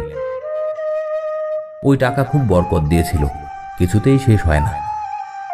এটা ওটা কত কি কিনল, তারপরেও দেখা গেল পকেটে 20 টাকার একটা নোট রয়ে গেছে। ঠিক করলো এই টাকাটা অনুফাকে দেবে। আহা, বেচারি কত কষ্ট করছে, থাকুক তার হাতে 20টা টাকা। অনুফা কি ভাবলো কে জানে। মেয়ে মানুষের মন, অন্য কিছু ভেবে বসেছিল হয়তো। কেঁদে কেটে অস্থির, কিছুতেই টাকা নেবে না। শেষ পর্যন্ত নিলই না। চোখ মুছতে মুছতে আবার আগের মতো রাস্তার মোড় পর্যন্ত পৌঁছে দিতে এলো। রাস্তার বদমাইশ ছোকরাগুলি আগের মতো চেঁচাতে লাগলো, নড়ি বেড়ি যায়, নড়ি বেড়ি যায়। ছোকরাগুলি বড় বজ্জাত, ইচ্ছা করে এদের চামড়া ছিলিয়ে গায়ে লবণ মাখিয়ে রোদে বসে রাখতে। জয়নাল অনুফার ওখানে পৌঁছালো দুপুরের কিছু আগে। পাড়ার মেয়েদের কাছে আসার জন্য সময়টা খারাপ। ওরা এই সময় ঘরের কাজকর্ম সেরে ক্লান্ত হয়ে ঘুমায়, রাত জাগার প্রস্তুতি নেয়। অনুফাও হয়তো ঘুমোচ্ছে। কড়া নাড়লে ঘুম ঘুম চোখে দরজা খুলবে। দরজা খুলেই লজ্জিত ভঙ্গিতে বলবে, আপনার শরীর এখন কেমন? পায়ের বেদনা কমছে? অনেকক্ষণ কড়া নাড়ার পর যে দরজা খুলল তার নাম অনুফা নয়, এ অন্য একটা মেয়ে। খুবই অল্প বয়স, 16-17 হবে না। চোখে মুখে এখনো কিশোরীর লাবণ্য। মেয়েটি আদুরে গলায় বলল, এইটা বুঝি আসবার সময়? তা আসেন যখন আসেন। জয়নাল বলল, অনুফা নাই? ও আচ্ছা, অনুফা আফা? না, উনি এইখানে নাই। সে তো অনেকদিন হইল ঢাকায়, তা ধরেন 5-6 মাস। আসেন না, ভিতরে আসেন। দরজা ধরা মাইনসের সাথে গল্প করতে ভালো লাগে না। ঢাকায় গেছে কি জন্যে? রোজগার পাতি নাই, কি করবো কন? 5-6 জন এক লগে গেছে, আমরা 6 ঘর আছি। আসেন না, ভিতরে আসেন। টেকানা থাকলে নাই, চিন পরিচয় হোক, যেদিন টেকাইব দিয়ে যাইবেন। জয়নাল ঘরে ঢুকল। আগের সাজসজ্জায় অনেক পরিবর্তন হয়েছে। এই মেয়েটা সম্ভবত শৌখিন। চৌকিতে ফুল তোলা চাদর, ঘরের মেঝে ঝকঝকে তকতকে। বড় একটা আয়নাও এই মেয়ের আছে। বসেন। দাঁড়ায় আছেন কেন? চেয়ারে বসেন। জয়নাল পুঁটলিটা বাড়িয়ে উদাস গলায় বলল, তুমি এইগুলি রাখো। চাদর আছে একটা, আয়না, চিরুনি আর 4টা কমলা। মেয়েটা দ্বিতীয় প্রশ্ন করে না। জিনিসগুলি এক ঝলক দেখেই পুঁটলিটা চৌকির নিচে রেখে দেয়। সম্ভবত তার মনে ভয় হয় লোকটা হঠাৎ মত বদল করে জিনিসপত্র নিয়ে চলে যেতে পারে। আমার নাম ফুলি। এই পাড়ায় 2 জন ফুলি আছে।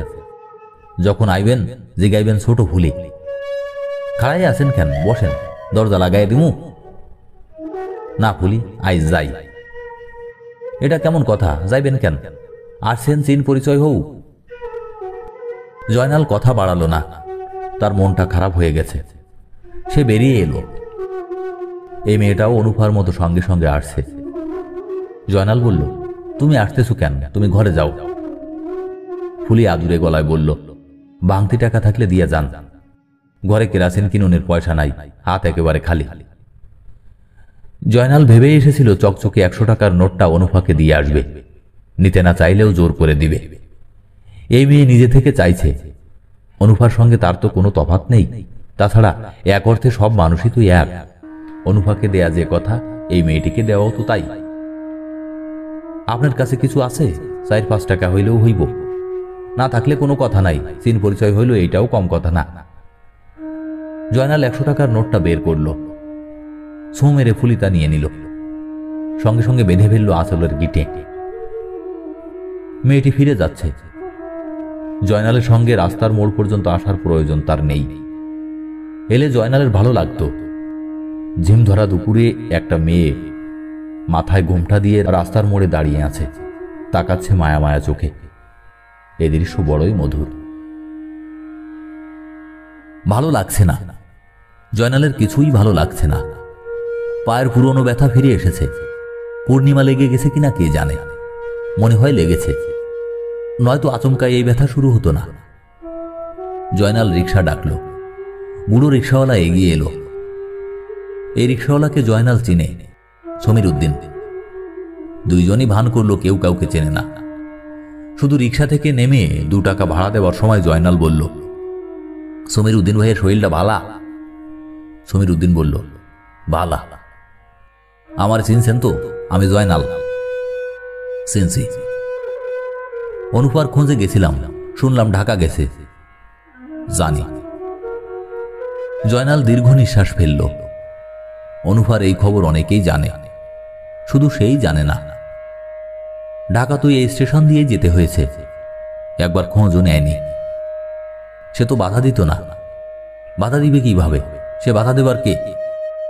যাওয়ার আগে পরিমলদার দোকান থেকে 1 কাপ গরম চা খাইয়ে দিত, মালপত্র তুলতে সাহায্য করত, বসার জায়গা করে দিত। ট্রেন যখন ছেড়ে দিত সে জানালা ধরে ধরে এগিয়ে যেত। এর চেয়ে বেশি আর কি? এই স্টেশনে কত প্রিয়জনের বিদায় দৃশ্য সে দেখেছে, কত মধুর সেই সব দৃশ্য। বিয়ের পর মেয়ে স্বামীর সঙ্গে চলে যাচ্ছে। মেয়ের বাবা মা ভাই বোন এরা সবাই স্টেশনে এসেছে বিদায় দিতে। ট্রেন চলতে শুরু করা মাত্র এরা সবাই ট্রেনের সঙ্গে সঙ্গে দৌড়াতে শুরু করলো, যেন কিছুতেই এই ট্রেনকে তারা চোখের আড়াল করবে না। মেয়ের বৃদ্ধা দিদি, তিনিও দৌড়াচ্ছেন। গার্ড সাহেব এই দৃশ্য দেখে বাঁশি বাজিয়ে ট্রেন থামিয়ে দিলেন। গম্ভীর মুখে বললেন, ব্রেকে গন্ডগোল আছে, এই ট্রেন 1 ঘন্টা লেট হবে। আহা, এই গার্ড সাহেবের মতো এমন লোক হয় না। এরা আসলে ফেরেশতা, মানুষের সাজ পোশাক পরে ঘুরে বেড়ায়।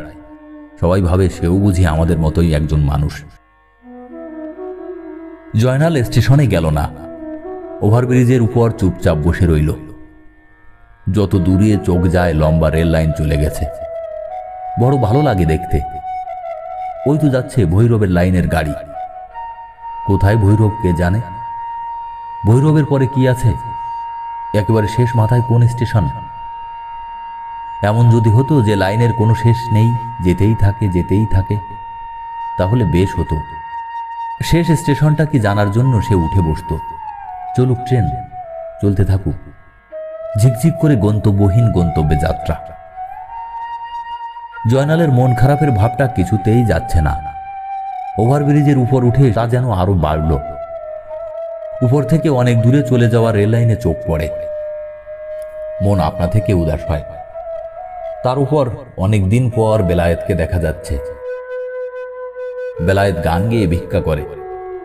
তার পাশে বসে থেকে তার মেয়ে আপন মনে খেলে। কখনো ইচ্ছা হলে আচমকা মিষ্টি রিনরিনে গলায় বাপের গলার সঙ্গে সুর মেলায়, শুনতে বড় মিষ্টি লাগে। বেলায়েত বেসুরু গলায় মাথা নেড়ে নেড়ে গাইছে, দিনের নবী মোস্তফায় রাস্তা দিয়ে হাঁটটা যায়, একটা পাখি সেই সময়ে ডাকতেছিল আপন মনে, গাছেরও পাতায় গো গাছেরও পাতায়। আজ বোধ হয় বেলায়েতের মেয়ের মনটা ভালো। বাপ থামার সঙ্গে সঙ্গেই ছোট্ট মাথা দুলিয়ে গেয়ে উঠল, গাছেরও পাতায় রে গাছেরও পাতায়। জয়নাল 5 টাকার একটা নোট থালায় ফেলে দিল। বেলায়েত বিস্মিত হয়ে জয়নালকে এক পলক দেখেই নোটটা সরিয়ে ফেলল। 5 টাকার নোট একটা পড়ে আছে, দেখলে অন্যেরা ভিক্ষা দেবে না। বেলায়েত ভাইরে অনেক দিন পরে দেখলাম, গেছিলেন কই? শম্ভুগঞ্জ। শৈল বালা তো? আল্লাহ রাখছে। শম্ভুগঞ্জে আয় রোজগার কিছু হয়েছে? হয়েছে কিছু। হইলে মেয়েটারে জামা টামা কিনা দেন, শীতের মধ্যে খালি গাও। বেলায়েত নিচু গলায় বলে, জামা আছে, সোয়েটারও আছে, খালি গাও থাকলে ভিক্ষার সুবিধা। বেলায়েতের মেয়েটা মিসকি মিসকি হাসছে, হাতে 4টা কড়ি কড়ি খেলছে, হিসাব করছে। এই মেয়েটাকে দেখলেই জয়নালের শাহেদার কথা মনে হয়। শাহেদাও বাবজানের পাশে বসে আপন মনে কড়ি খেলত। বেলায়েত এখন যে জায়গায় বসে ভিক্ষা করছে, টিনের একটা থালা নিয়ে ঠিক এই জায়গায় বসতেন বাবজান। ভিক্ষা করতে লজ্জায় তার মাথা কাটা যেত। শুধু তোতা পাখির মতো বলতেন, বাপদহান গরিবরে সাহায্য করেন, বাপদহান গরিবরে সাহায্য করেন। মাঝে মাঝে বাবজানকে ভেঙচি কাটত শাহেদা, অবিকল তার মতো গলায় বলতো, বাপদহান গরিবরে সাহায্য করেন, বাপদহান গরিবরে সাহায্য করেন। জয়নালের বাবা রাগ করার বদলে হেসে ফেলতেন। গরমের সময় তারা ঘুমুতো ওভারব্রিজে, মশা কম, ফুরফুরা বাতাস। শাহেদা বলতো, একটা কিস্সা কও বাজান। এই কথাটার জন্যেই যেন অপেক্ষা। বলা মাত্র শুরু হতো, কিস্সা যত মিথ্যা তত, এই প্রস্তাবনা দিয়ে। মজার মজার সব গল্প। ওভারব্রিজে তাদের সেই জীবন খুব খারাপ ছিল না। বেলায়েত এবং তার কন্যার জীবনও বোধ হয় খারাপ না। আল্লাহ তাআলার বড় একটা গুণ হচ্ছে, কাউকে দুঃখ দিলে সমপরিমাণ সুখ দিয়ে তা পূরণ করে দেওয়ার চেষ্টা করেন। জয়নাল বলল, বেলায়েত ভাই যাই, সন্ধ্যার আগেই মেয়েটারে জামা পরায়েন, ঠান্ডা লাগলে মুশকিল, এই বছর শীত পড়ছে বেজায়। বেলায়েত জবাব দিল না, গানে টান দিল। এবার নতুন গান। মনে বড় আশা ছিল যাব মদিনায়।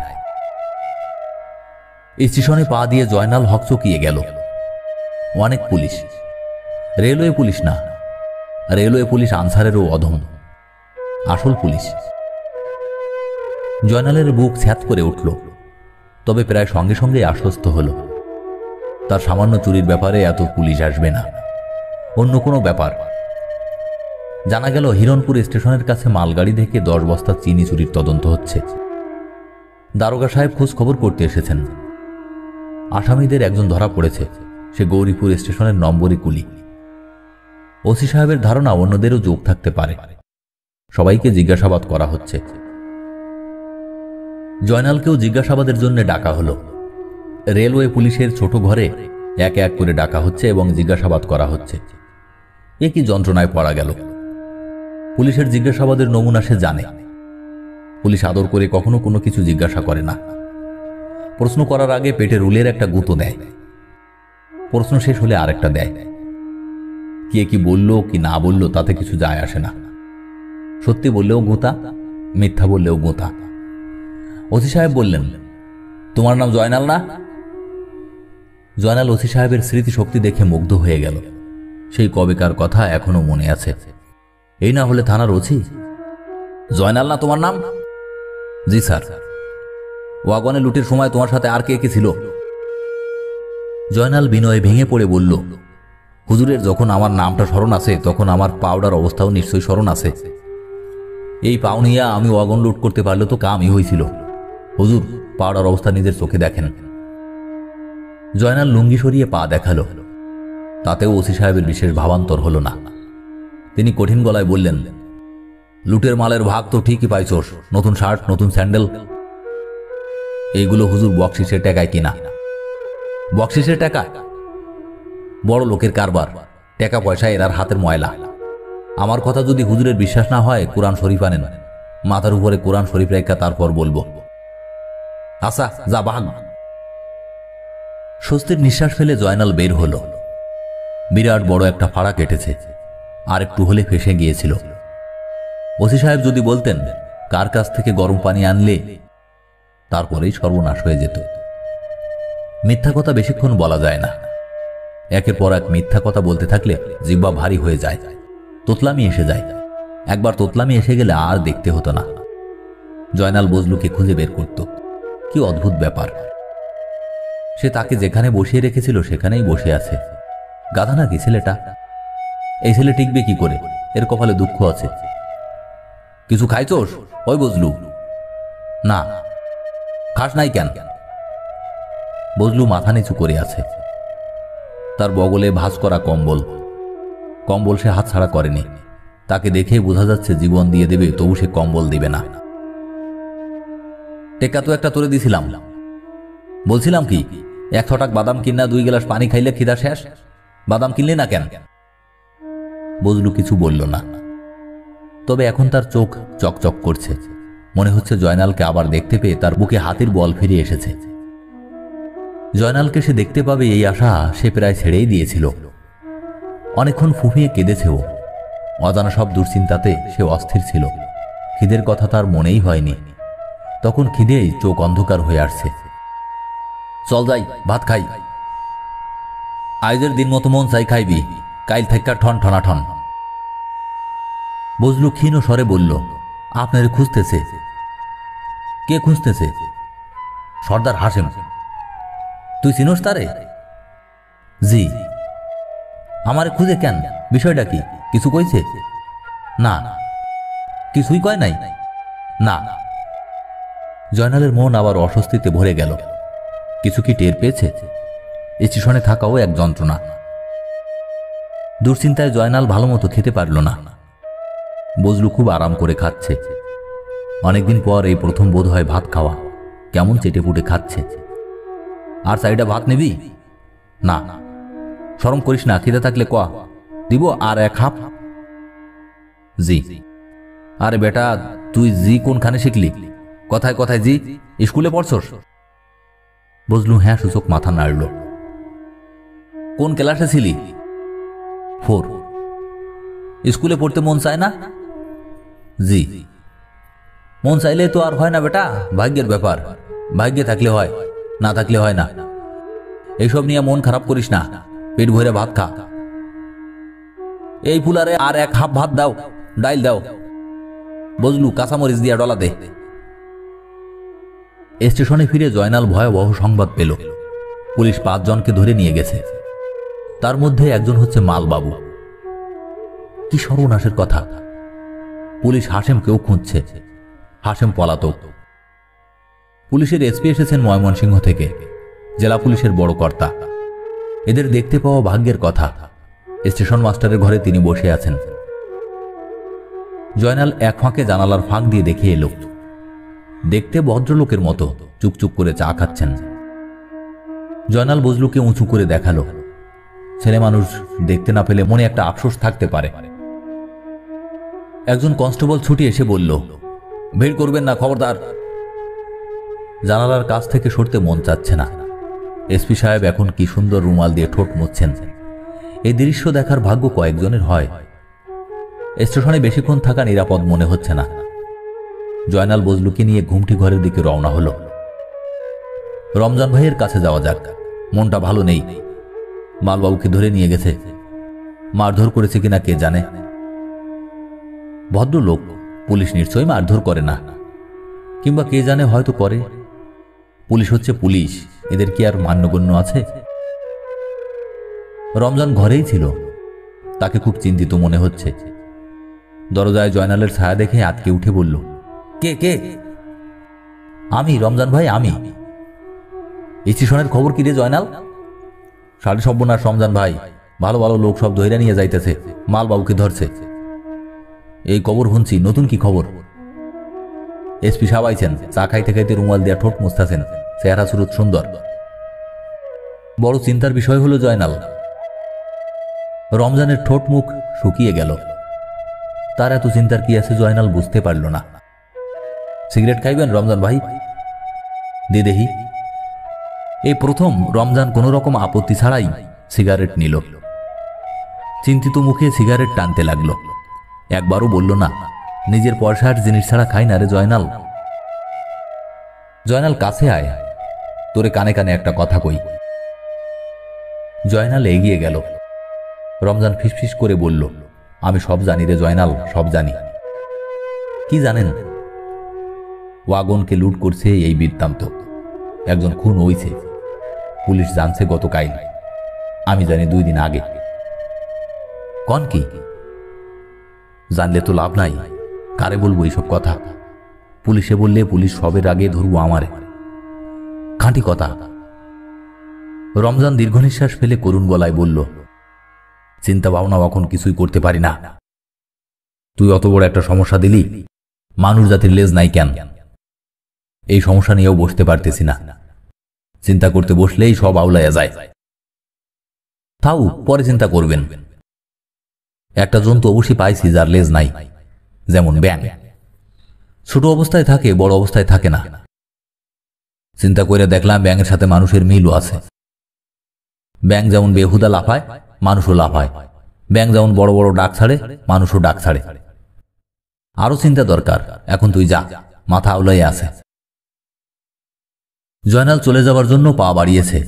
রমজান আবার ডাকল, কোনটা কে করেছে শুই না, যা কাছে আয়। এইসব কথা কানে কানে বলা লাগে। জয়নাল এগিয়ে এলো। কোনটা করেছে? হাসেম। একবার মানুষ মারলে আরেকবার মারা লাগে। মানুষের রক্তের মধ্যে নেশা জিনিসটা আছে। একবার রক্ত দেখলে জবর নেশা হয়, আর আরেকবার দেখতে মন চায়।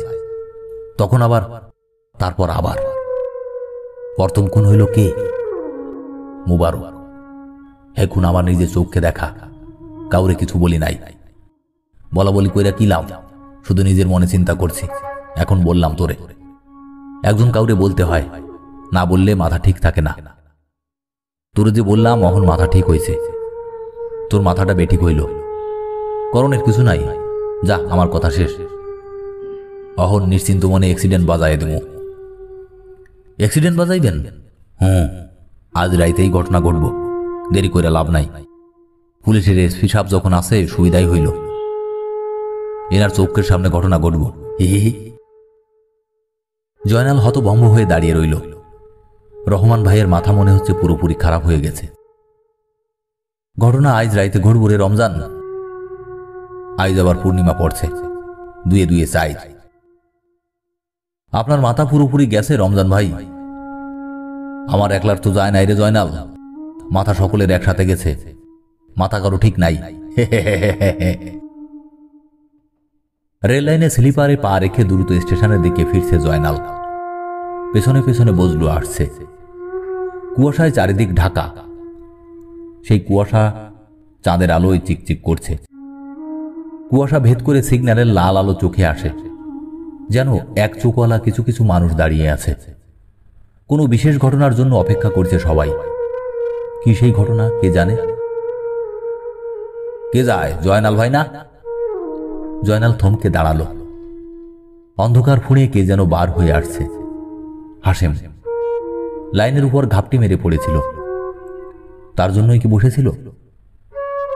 জয়নাল থতমত খেয়ে বলল, কে? হাসেম ভাই, শৈল ভালো? শৈল ভালো। আপনার কাছে সিগারেট আছে জয়নাল ভাই? শীত পড়ছে জবর। জয়নাল সিগারেট দিল। তার হাত কাঁপছিল। সেই কাঁপা হাতেই সে দিয়াশলাই জ্বালিয়ে সিগারেট ধরিয়ে দিতে গেল। তখন চোখে পড়ল হাসেমের হাতে একটা লোহার রড, যার মাথাটা সুচালো। জয়নালের গা দিয়ে শীতল স্রোত বয়ে গেল। গায়ে নতুন শার্ট দেখতেছি জয়নাল ভাই। 25 টাকা দিয়ে কিনলাম। একজন বকশিস দিছিল, তার বাচ্চার জন্য গরম পানি আইনা দিলাম, এই কারণে বকশিস। হাসেম সহজ গলায় বলল, 1000 টাকা দামের জিনিস 800 টাকায় বেচলেন। দমদম করা লাগে, দুনিয়া ভর্তি ঠক। এই প্রচণ্ড শীত, অথচ ঘামে তার সর্বাঙ্গ ভিজে যাচ্ছে। সে অসহায়ভাবে একবার তাকালো বজলুর দিকে। বজলু এক দৃষ্টিতে লোহার রডের দিকে তাকিয়ে আছে। হাসেম সিগারেটে লম্বা টান দিয়ে বলল, জয়নাল ভাই যা করছেন করছেন, এইটা আমি ধরি না। রমজান আপনারে কি বলল ঠিকঠাক কন? কিছু বলে নাই। কিছুই বলে নাই? আমি তো জানি যেই তার কাছে যাইতেছে তারই সে কানে কানে কথা বলতেছে আমি নাকি খুন করছি, সে নাকি দেখেছে। পাগল মানুষ, ইনার কথা ঠিক না। পাগল কি কইল? অতি চালাক। আর একটা কথা কই জয়নাল ভাই, আপনার লোকটাও চালাক। জয়নাল হাসার চেষ্টা করল। হাসলে পরিস্থিতি খানিকটা হালকা হতে পারে। হাসি এলো না। কাশির মতো একটা শব্দ হলো। সেই শব্দে সে নিজেই চমকে উঠল। জয়নাল ভাই। জি। এতক্ষণ রমজানের লগে ছিলেন, কোনো কথাবার্তা হইল না? উনার একটা সমস্যা দিছিলাম, এই সমস্যা নিয়ে আলাপ করলাম। কি সমস্যা? সব জন্তুর লেজ আছে, মানুষের নাই, এইটা নিয়ে একটা আলাপ। বাঘ, ভাল্লুক, সিংহ, তারপর ধরেন গিয়া টিকটিকি, সবের লেজ আছে, খালি ব্যাঙের নাই। এই জন্য ব্যাঙের সঙ্গে মানুষের বেজায় মিল। ব্যাঙ খামাখা লাফালাফি করে, বড় বড় ডাক ছাড়ে, মানুষই এই রকম। হাসেম ঠান্ডা গলায় বলল, জয়নাল ভাই, আপনি লোকটা বেজায় চালাক। আপনিও চালাক। তাও ঠিক। তয় জয়নাল ভাই, শুধু চালাকিতে কাম হয় না, শক্তি লাগে। যান, স্টেশনে যান, স্টেশনে গিয়ে আরাম করে ঘুমান, আপনার ঘুমের দরকার। জয়নাল নড়ে না, একটা জায়গায় দাঁড়িয়ে থাকে। লোহার রড হাতে ঘুমটি ঘরের দিকে এগিয়ে যায় হাসেম। জয়নাল কি করবে? চিৎকার করে লোক জড়ো করবে, নাকি স্টেশনে গিয়ে শুয়ে পড়বে? আল্লাহ পাক তার ইচ্ছামতো দুনিয়া চালান। কোনো কিছু করে সেই ইচ্ছাকে বাধা দেয়া কি ঠিক? কি করবে সে? স্টেশনে গিয়ে এসপি সাহেবকে কি বলবে, জনাব, আপনার একটা কথা বলতে চাই, গোপন কথা? এসপি সাহেব কি শুনবেন তার কথা? সে কে? সে কেউ না, স্টেশনে পড়ে থাকা একজন পঙ্গু মানুষ। রেল লাইনে স্লিপারে পা দিয়ে চুপচাপ দাঁড়িয়ে থাকে জয়নাল। তার গা ঘেঁষে দাঁড়িয়ে থাকে বজলু। বজলুর বগলে ভাঁজ করা কম্বল, যে কম্বল তাকে দিয়েছিলেন মালবাবু। বড় ভালো লোক ছিলেন। ট্রেন আসছে, ঝিকঝিক শব্দ হচ্ছে। লাইনে তার কাঁপন বোঝা যায়। চিটাগাং মেইল। গৌরীপুর ময়মনসিংহ হয়ে এই ট্রেন যায় বাহাদুরাবাদ ঘাট পর্যন্ত। এই ট্রেন প্রতি রাতেই আসে। ট্রেনের শব্দ মিশে আছে তার রক্তে। এটি এমন নতুন কিছু নয়। সকাল থেকেই জয়নালের মনে হচ্ছে আজকের দিনটি অন্যরকম। খোলা আকাশের নিচে দাঁড়িয়ে ট্রেনের শব্দে জয়নাল ভেতর থেকে চমকে উঠল। তার হঠাৎ করে কান্না পেয়ে গেল। অনেক দিন সে কাঁদে না, আজ তার কাঁদতে ইচ্ছে করছে। বাপজানের কথা, সাহেদার কথা এবং অনুপার কথা ভেবে একটু চোখের পানি ফেললে কেমন হয়? জয়নালের চোখে পানি এসে যায়। বজলু নিচু স্বরে বলে, আপনি কাঁদতেছেন? জয়নাল শার্টের হাতায় চোখ মুছে গাঢ় স্বরে বলল, না, কান্দি না। কান্দনের কি আছে? কান্দনের কিছুই নাই। বাপজান যেদিন মরল সেই দিনও কান্দি নাই, আর আইজ কাঁদব? কিন্তু জয়নাল কাঁদে, ফুফিয়ে ফুফিয়ে কাঁদে। ভেজা চোখে তাকিয়ে থাকে স্টেশনের দিকে। মরবার সময় এই স্টেশনের হাতেই তার বাপজান তাকে তুলে দিয়ে গিয়েছিল। জয়নাল হাঁটতে শুরু করে। এত কাছে গৌরীপুর জংশন, তবু মনে হয় অনেক দূর, যেন এই জীবনে সে সেখানে পৌঁছাতে পারবে না। জয়নালকে ঘিরে একদল পতঙ্গ ওড়াউড়ি করে। মানুষ যেমন এদের বুঝতে পারে না, এরাও হয়তো মানুষকে বুঝতে পারে না। কে জানে, মানুষকে দেখে পতঙ্গরাও বিস্ময় অনুভব করে কিনা।